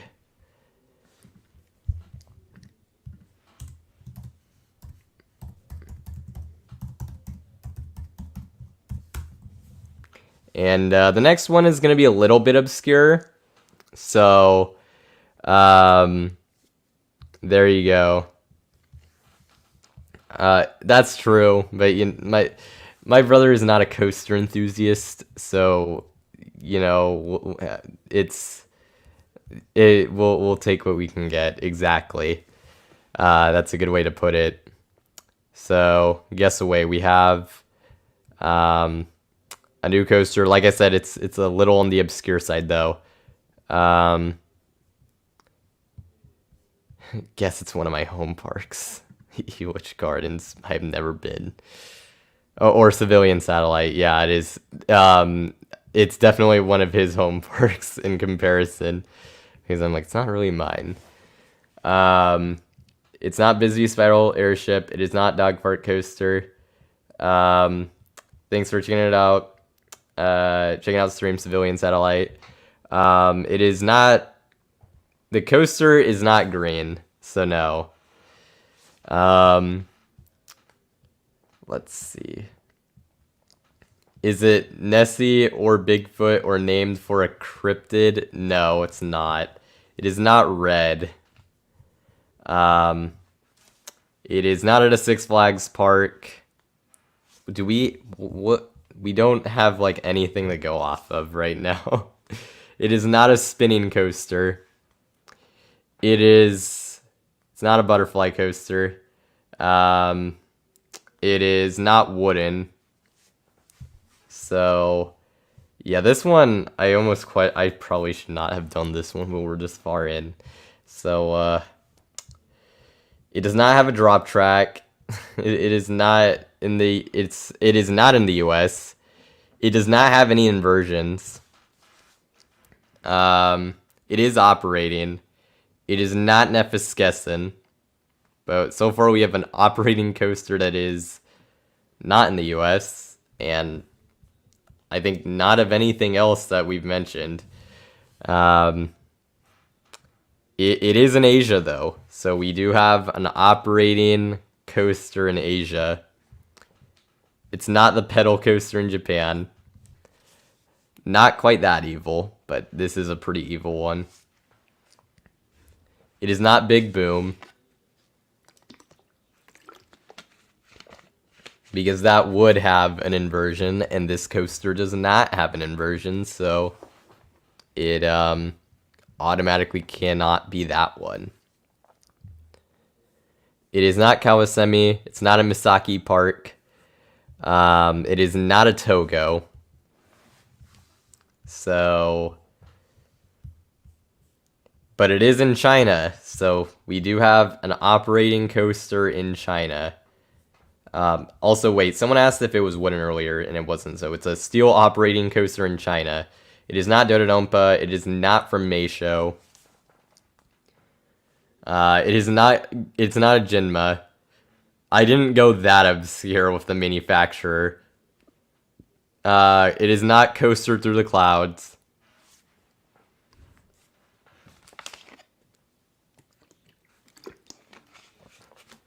So, let's see. Chinese coaster. It is operating. It's not SB&O. I guess no one asked if it was defunct yet, so that's kind of a spoiler, but oh well. But it is an operating coaster. Oh wait, no, someone already asked if it was operating, right? I answered it was operating, so never mind. It is not at Hot Go Dream World. It is not from SNS. Yeah, it's not flying through the water with a Jaguar playing rock and roll hyper coaster. Some of the names seem like that, but no. It is not a prototype inverted coaster. It's not an inverted coaster. It's not OCT thrust. I said it was not SNS, right? It's not SNS. It's not Spinning Jesus coaster. But hey, there you go. I'm surprised you remembered that one. It is not a B&M. So yeah, we're still waiting. We have a operating coaster in China that is steel, that has no inversions. It's not Tron. It is not from Vekoma.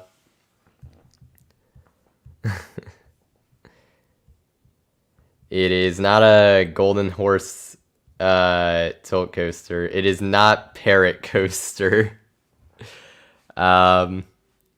It's not Parrot Coaster. So, because let me try to go through. It's a Chinese steel coaster that's operating that has no inversions.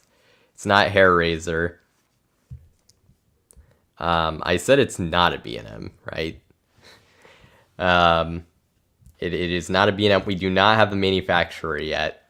So, it is not Western Train. It is not the Intamin Mini Hyper at Happy Valley. Intamin Mini Hyper at Happy Valley. It is not Crystal Wing.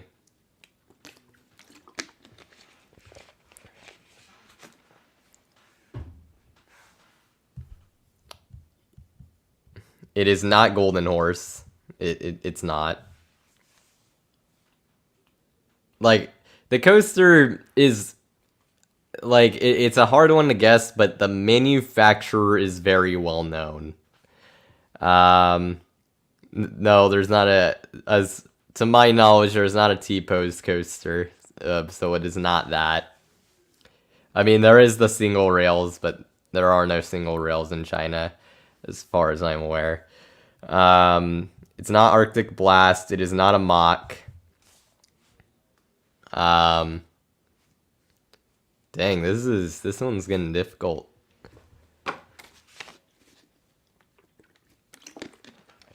Like I said, I think if someone gets it, something with trains. Nope. The dragon, it doesn't have dragon in its name. It's not T-Train. It's not Light of Revenge.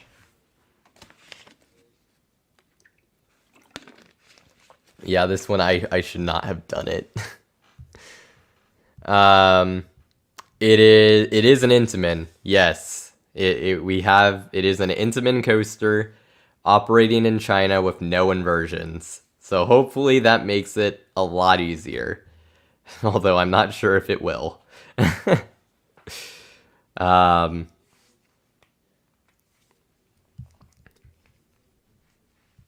But we'll see if anyone can get this one. Like I said, I think I contemplated doing it, and I probably shouldn't have, but oh well. It's not the one at Ocean Kingdom.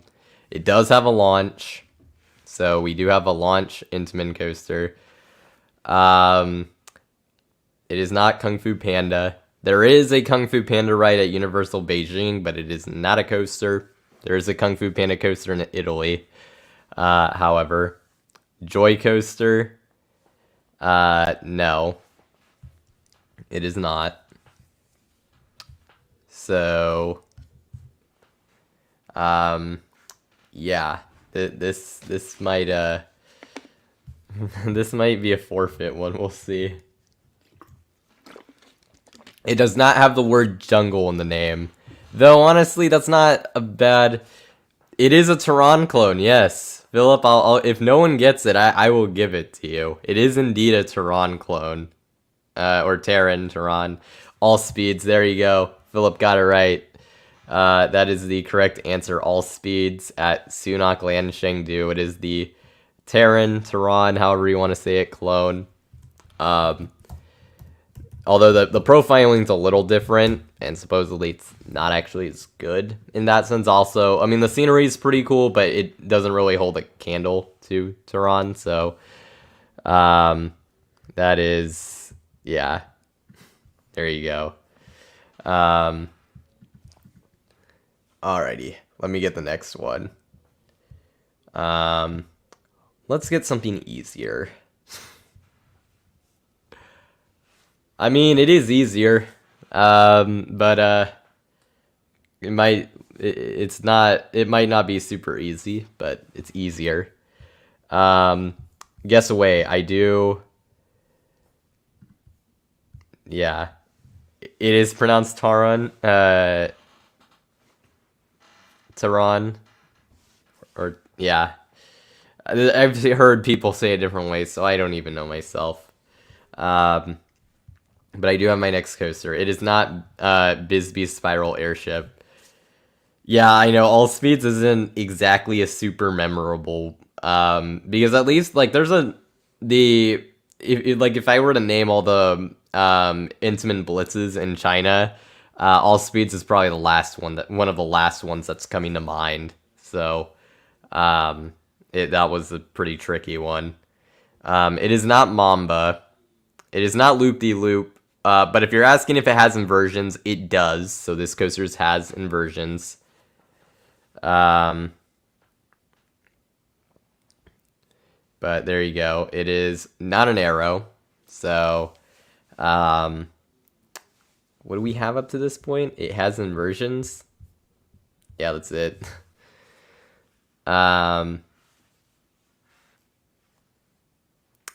It is a Vekoma. So yes, it is a Vekoma. So we have a Vekoma with inversions. But it is not in the US. I don't think there's a coaster called Loop de Loop. I don't think so. As to my knowledge, there is not. But if there is, then well, I did not know. It is not Lek Coaster. It is not Abyssus. It is not Batman or Theme the Batman. It is not Formula, but it is an SLC. So we do have a Vekoma SLC that is outside of the US. It is not Mayan Coaster, but Philip got it. It is Condor at Wallaby Holland, which is the original Vekoma SLC. So Philip is correct there. So Philip is now at 2 points. So there you go. And we'll move on to our next one. And this one is definitely easier than the last two we've had. So guess away.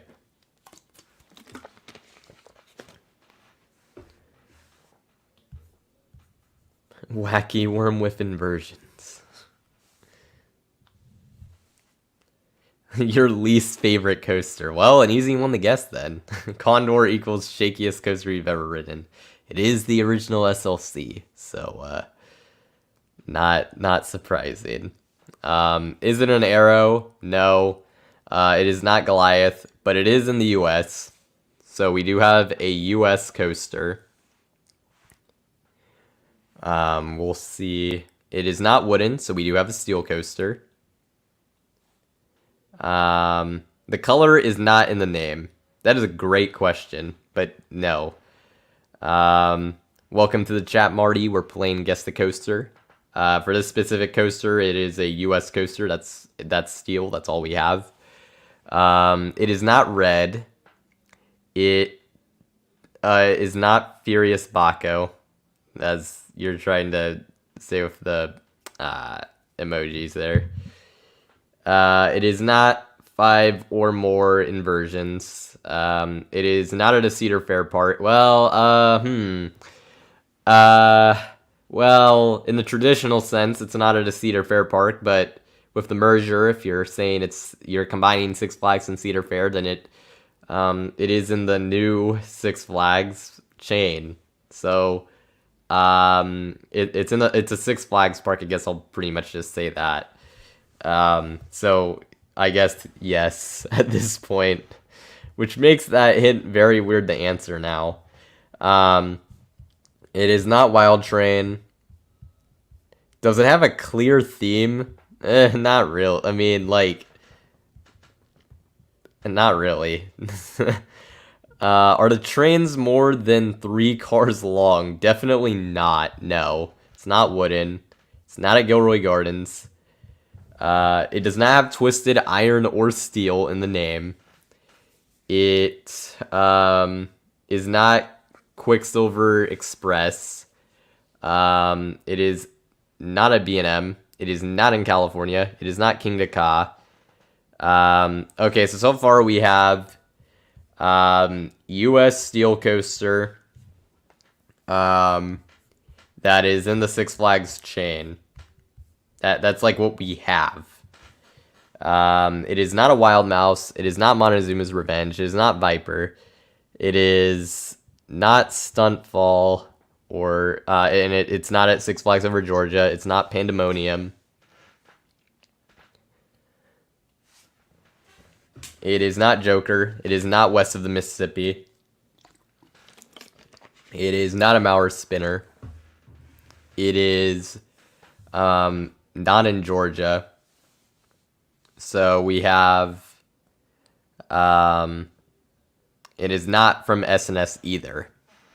So like I said, it's at a US park. It's at a park within the Six Flags chain. And it is east of the Mississippi. I need to look at the New England map again to like make sure. Let's see. Based off my research, it is not part of the New England region, so no. It does have inversions.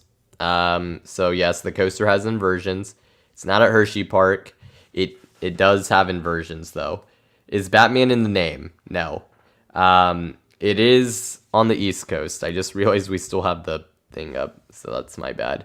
But yes, it is on the East Coast. So we have a steel coaster with inversions at a Six Flags park on the East Coast. Yes, it is in New York State. So it is in the state of New York. Six Flags coaster that's steel that has inversions in the state of New York is what we have right now. So it's not at Seabreeze. It's not at Great Escape, and oh my goodness, it was really tight, but Philip, I think just barely, is Great Escape is in New York State, but it's just not that it wasn't where it was at. But it is Tantrum at Six Flags Darien Lake. Philip was the first one who got it, as far as I could tell. So point to Philip, and we'll move on to the next coaster, which I already got. So guess away.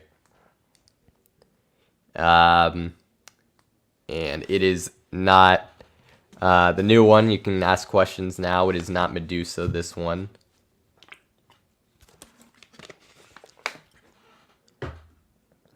It is not Boardwalk Bullet. It is not at a Cedar Fair park. And it is not Wild Train. Let me take this off. It is not Goliath. Right off on tantrum. Had a tantrum at me for unlocking the restraint on the brake run. Well, technically, I don't think you're supposed to do that. um, but yeah, that is at least I don't usually do that. But I mean, not really gonna cause an issue. But yeah, it is a steel coaster. So we do have a steel coaster. Oh wait, and I'm sorry for the Cedar Fair one. I'm just treating that like Six Flags. That's kind of how I'm gonna have to treat it. So it is in the Six Flags chain. I would just say that. That's getting so hard to get used to with these. But this coaster is in the Six Flags chain, which I'm just gonna refer to Cedar Fair. If you ask a Cedar Fair, it's in the Six Flags chain. It is in the Six Flags chain. It is not a wooden coaster. It does not have inversions. It's not Nessie. Is the park it's at over 60 years old? Boy, this is gonna be close. It is. It is over 60 years old. So yes. Not by much, but it is. It is not wooden. It is not Batman or themed to Batman. It is a old Six Flags park. Like this park is, yeah. Yeah, old Six Flags definitely. It is in Texas. It is not Excalibur. It is not at St. Louis, and it is not Titan. It's not at Frontier City. It is at Over Texas, and it does go backwards at a point. So yes, it is not Shockwave. So we have it is not Mr. Freeze. It's not La Vibora, and Philip got it again. It is Aquaman Power Wave at Six Flags Over Texas, which I did not ride when I was there. So Philip gets another point, and we'll move on to our next one, which I need to find. Okay, got it. Guess away.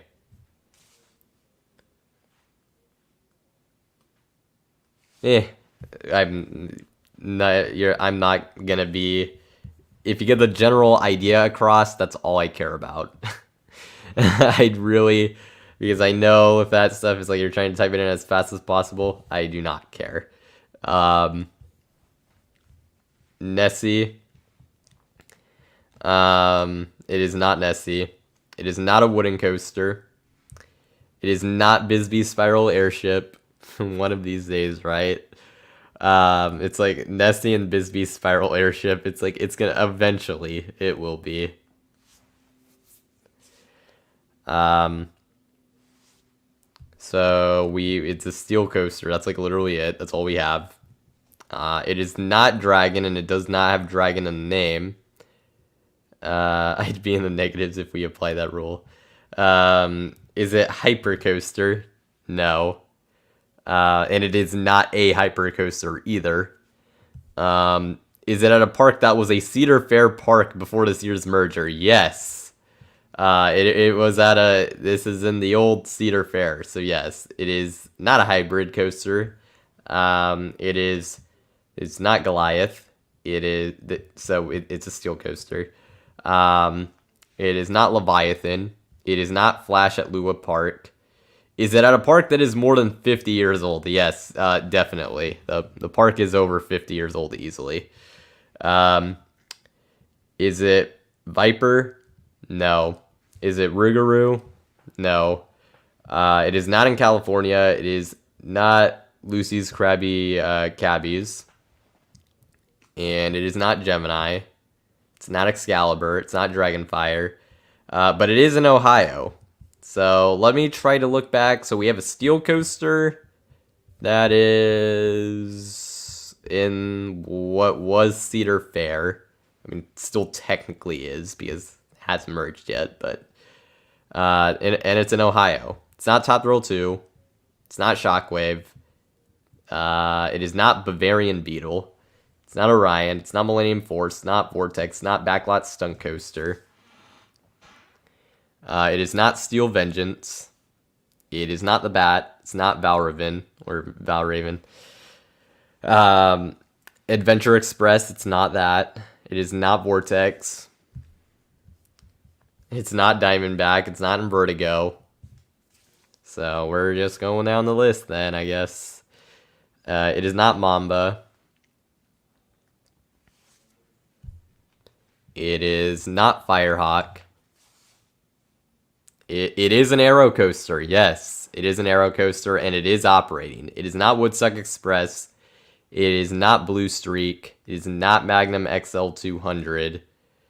It is not Flying Ace Aerial Chase at Kings Island.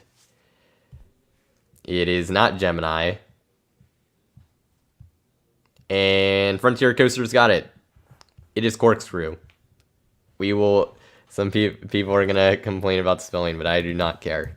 Got the idea of cross, and that's all it's needed. So Frontier Coasters is on the board. And we'll move on to our next coaster, which I just got. So there you go. Yep.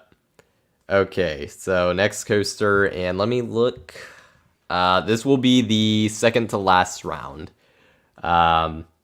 I mean, Phillips already won, basically, if we were going to have a winner. But, you know, we'll keep doing the rounds. It is not Bigfoot. It is not in the U.S. I'm sorry, it is in the U.S. Yes, it is in the USA. I slept for a second. This is a coaster in the United States. It is not Bisbee's. It is not a wooden coaster. It is not Hyperion. It is... This coaster doesn't have a listed track length, which is actually kind of wild. But I would not assume it's longer than 3,000 feet.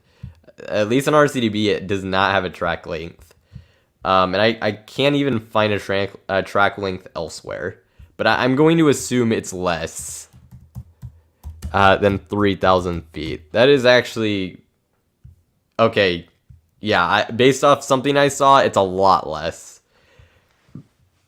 So, is it taller than 100 feet? RCDB doesn't even list the height either, but it is not... based off the other thing I looked at, it is definitely not taller than 100 feet. It is not in Minnesota. It's not Loch Ness Monster. It's not Goliath. It's not Ghost Rider. It's not Viper. It's not Prairie Screamer. It's not Apocalypse. It is not Texas Tornado. It is not a mountain coaster. It is not Leviathan. It is not indoors. It is not a shuttle coaster. It is not Medusa. It is not Hurricane. But it is operating. So far we have operating coaster in the U.S. Operating steel coaster in the U.S. that isn't any of the other things that we mentioned. It is not Ninja. It is not an Aero coaster. It is not Vekoma. It's not Gold Rusher. I would describe this. It is not listed as Thrill on RCDB, so it's not that. It's not listed as a kiddie coaster on RCDB either. It's not Gold Rush coaster. It's not Texas. It's not in Texas. It's not in California. It's not Wicked. It is not Big Dipper. It is not west of the Mississippi, so it's on the eastern side. I have not ridden it, so I have not ridden this coaster. It is not a Morgan. It is not a New England. So let's try to recap this. Is it bigger than a toaster? Well, yes, that it is. It is. Although, well, yeah, it would still be larger than a toaster, even with the context of the theme, though. But I'm not even gonna bother with that. What I was gonna say there, I would just confuse. So I'm just gonna leave it at that. Scorpion, no. It is not at a Fun Spot Park. It is in the South. It's not quite themed to Legos, but you're on to something. Kinda. But it is in the South. It is not Daddy Pig's roller coaster. It is not Joker Funhouse Coaster. It's not Bugs Life Coaster. It's not Dragon Coaster. It's not Wild Mouse. It is not at Legoland. Or Enthusiast Roundtable got it. It is Slinky Dog Dash. Good call. So, you see, that's why I was having issues with the, if you had a toaster that was to the scale of what it's supposed to be, it'd be pretty big. In comparison with the toy theme of this coaster. And also, it doesn't have, it's not themed to Legos, but there's like building blocks around it. So, the toaster question helped. There you go. Exactly. That's why you ask. There you go. Yeah, no, I'm so surprised. RCDB does not list a track length, a height, or anything outside of it doesn't have inversions, and it has 2 LSM launches for Slinky Dog Dash, which I was surprised about. So that is pretty unusual. But we'll move on to our final coaster and guess away. I will say this one is more difficult than the last one we had. So there you go. But this will be the last one, and then we'll do final Q&A, and that'll pretty much wrap it up. It is a steel coaster. So far, we are 1 for 1.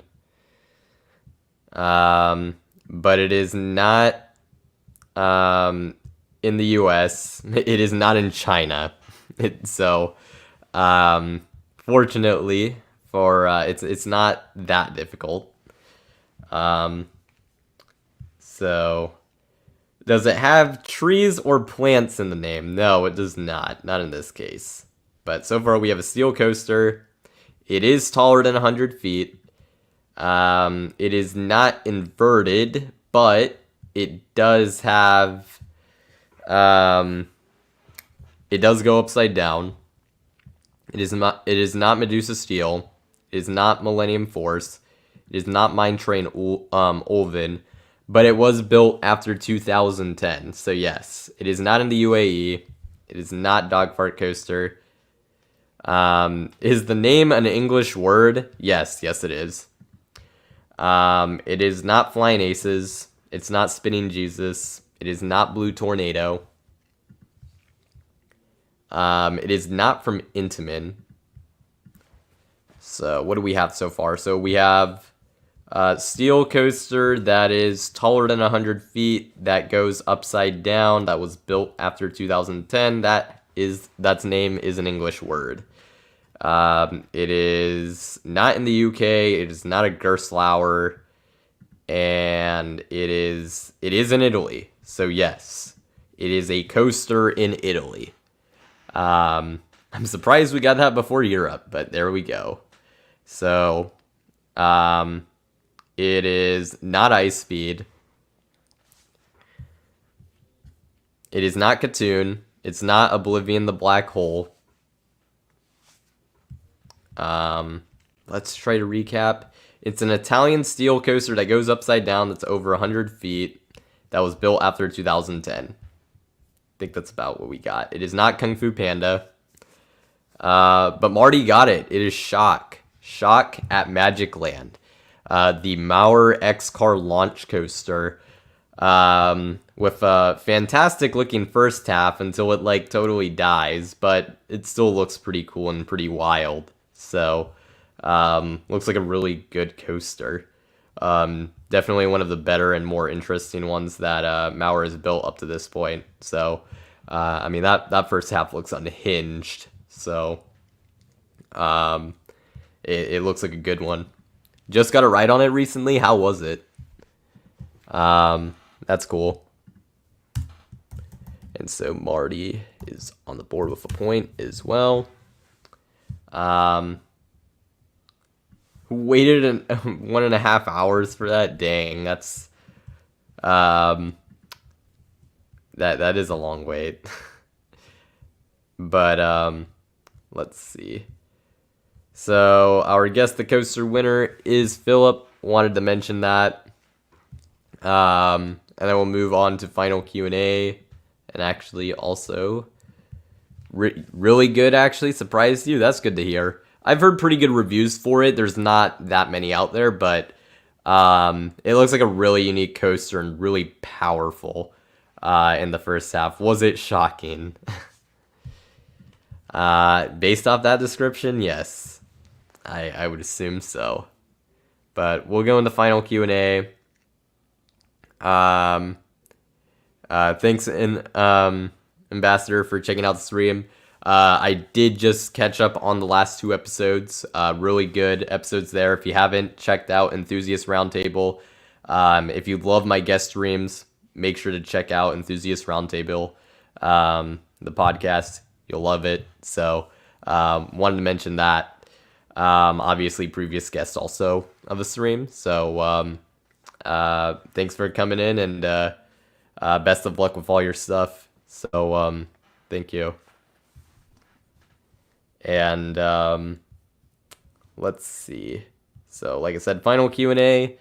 If you have any questions related to anything, let me know. We'll probably do this until 9:25, and then I'll probably do that.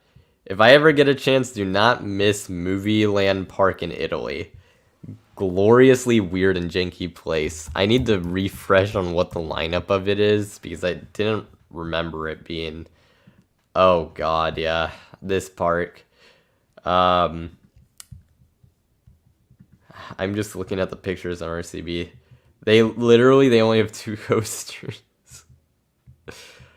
It looks like they might have some cool shows, at least. Based off the pictures I'm seeing. Almost all the pictures are of vehicles. They had, at least when a picture was thinking they did have a Tomb Raider ride. Not sure if that's there anymore.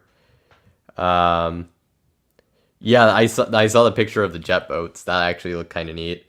Oh god, they have the top spin that has the weird arms, if that's still there.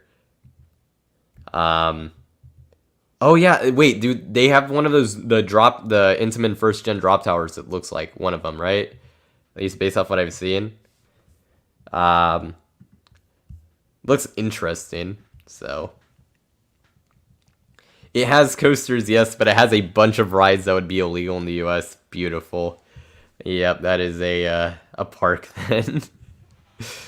That I will look at in the future just to see what it looks like. Oh wait, the jet boat is a ride? No way. I thought those were like for shows. What? Crazy jet boat and truck rides I thought those were for a show.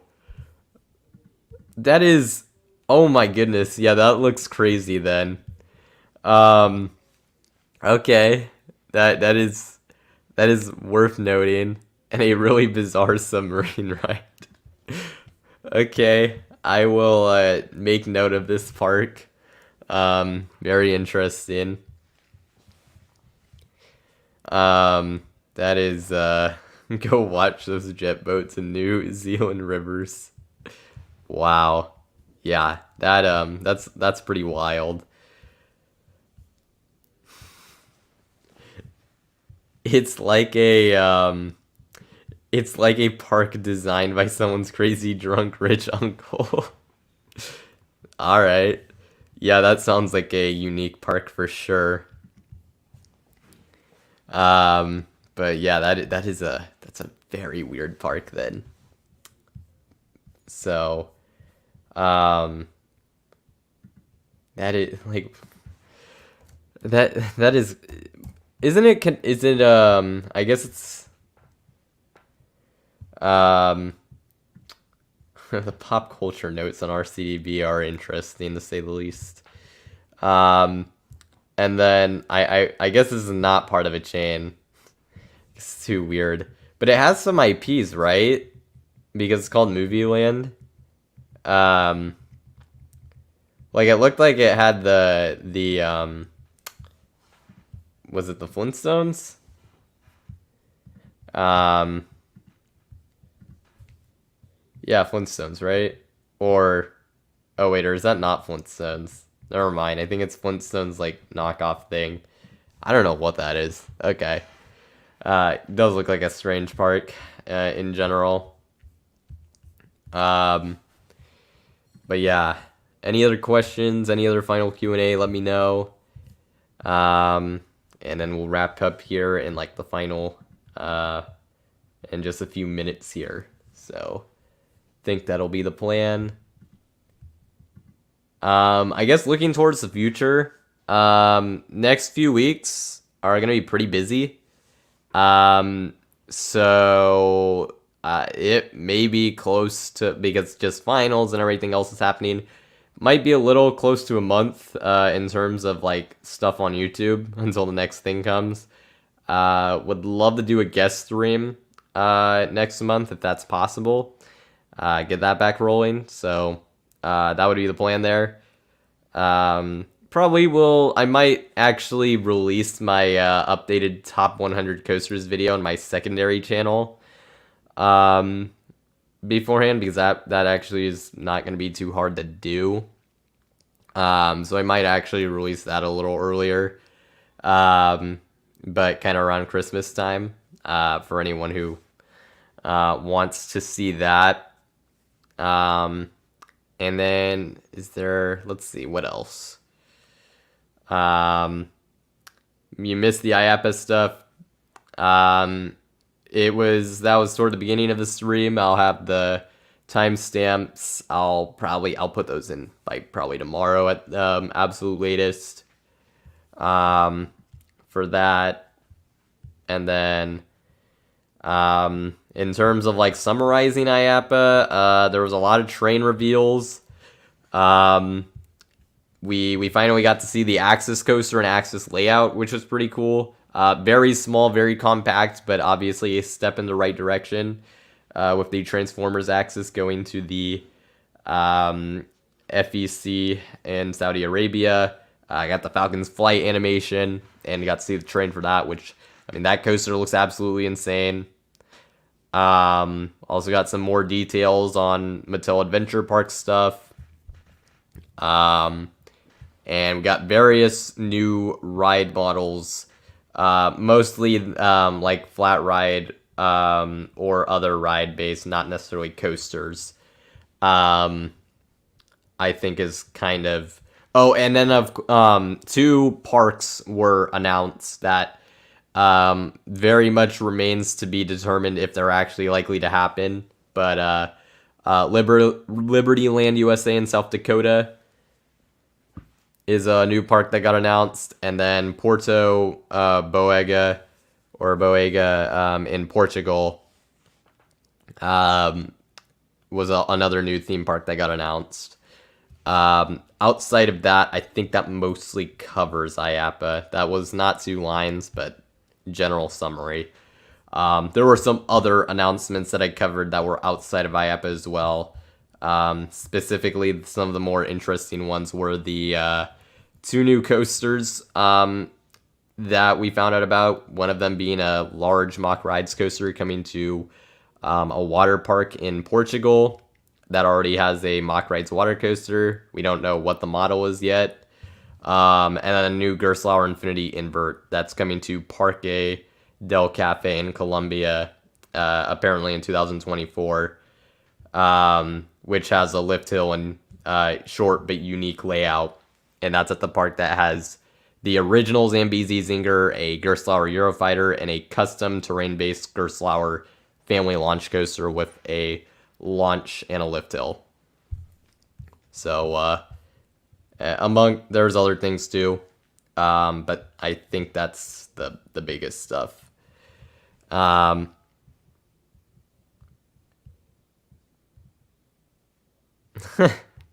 Another where you drive jeeps through a course. One of the I didn't experience it, but to my I believe at was it I get the two.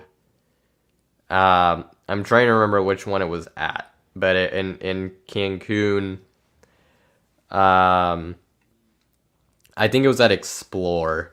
They had an attraction where you got to drive around something like that, off road. But I imagine this is very different. Let's see. Explore is a adventure park in Cancun. Probably not that many people know of it. There we go. Anything else? I think that's mostly good. I think we're probably good to wrap it up there then. So yeah, I think I'll wrap it up here. Thank you everyone for watching, obviously participating in the chat with all the news, the Q&A, and the different segments. It was Explore, thank you. I was pretty sure that was the one it was at because I'm like, doesn't make sense for senses. I think my Wi-Fi is now starting to show issues, so that kind of worked out. I just saw it kind of blinked. And the signal is now up. Oh, we have a last question. Hold up.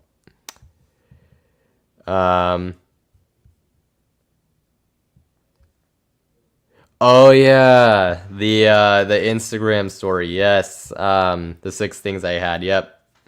That was like a thing people were doing, and I put mine out there. I don't remember off the top of my head the exact 6 things I went with, but I don't know if I have that archived either. But I guess it's a plug to follow if you have Instagram and you haven't followed my account yet. Make sure to. I do a lot of the news coverage, a lot of stuff that I talk about on here. I also have on that Instagram account, I recently just started archiving stuff because I mostly post on stories, which are temporary, but I've archived it. So you can see it after like the 24-hour limit. So if you want to like get the news that I talk about early, that's going to be the best way to do that. And then also just like I have other updates and things on there. Actually, we're getting close to 1,000 followers on there, so trying to get there within probably like next few months probably. Huge thanks to Airtime Thrills and others for shouting out the page before IAAPA. I was able to get probably close to like 100 new followers from that alone. So make sure to check that out if you have that. And then the Gilroy Gardens question, I have not been there since I was like very little, so I would not know. I know I've ridden the like flying elephants like type fish ride thing that they have there, like the goldfish ride. There's a picture of me riding it. I don't know that I've ridden hardly anything else there. I definitely don't think I have the credits there, and I don't know if I've done the auto like antique cars ride. I do want to go to Gilroy Gardens in the near future just to finally do that because it's actually like one of the closest theme parks to me. It's just a little pricey for like kind of what it is, but it seems very nice.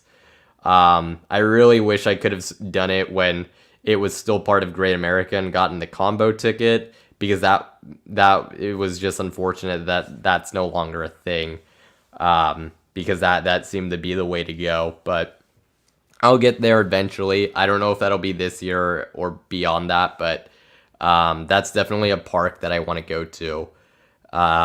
And it's 2 extra credits that I can accumulate in my quest to 200. I'm at 178 credits, so trying to line up to make my 200th coaster good. It could be a helpful one for sure. But yeah, I think that's going to do it. So with all of that being said, thank you all for watching. and I will see you all next time here on Coaster Hour. See you all.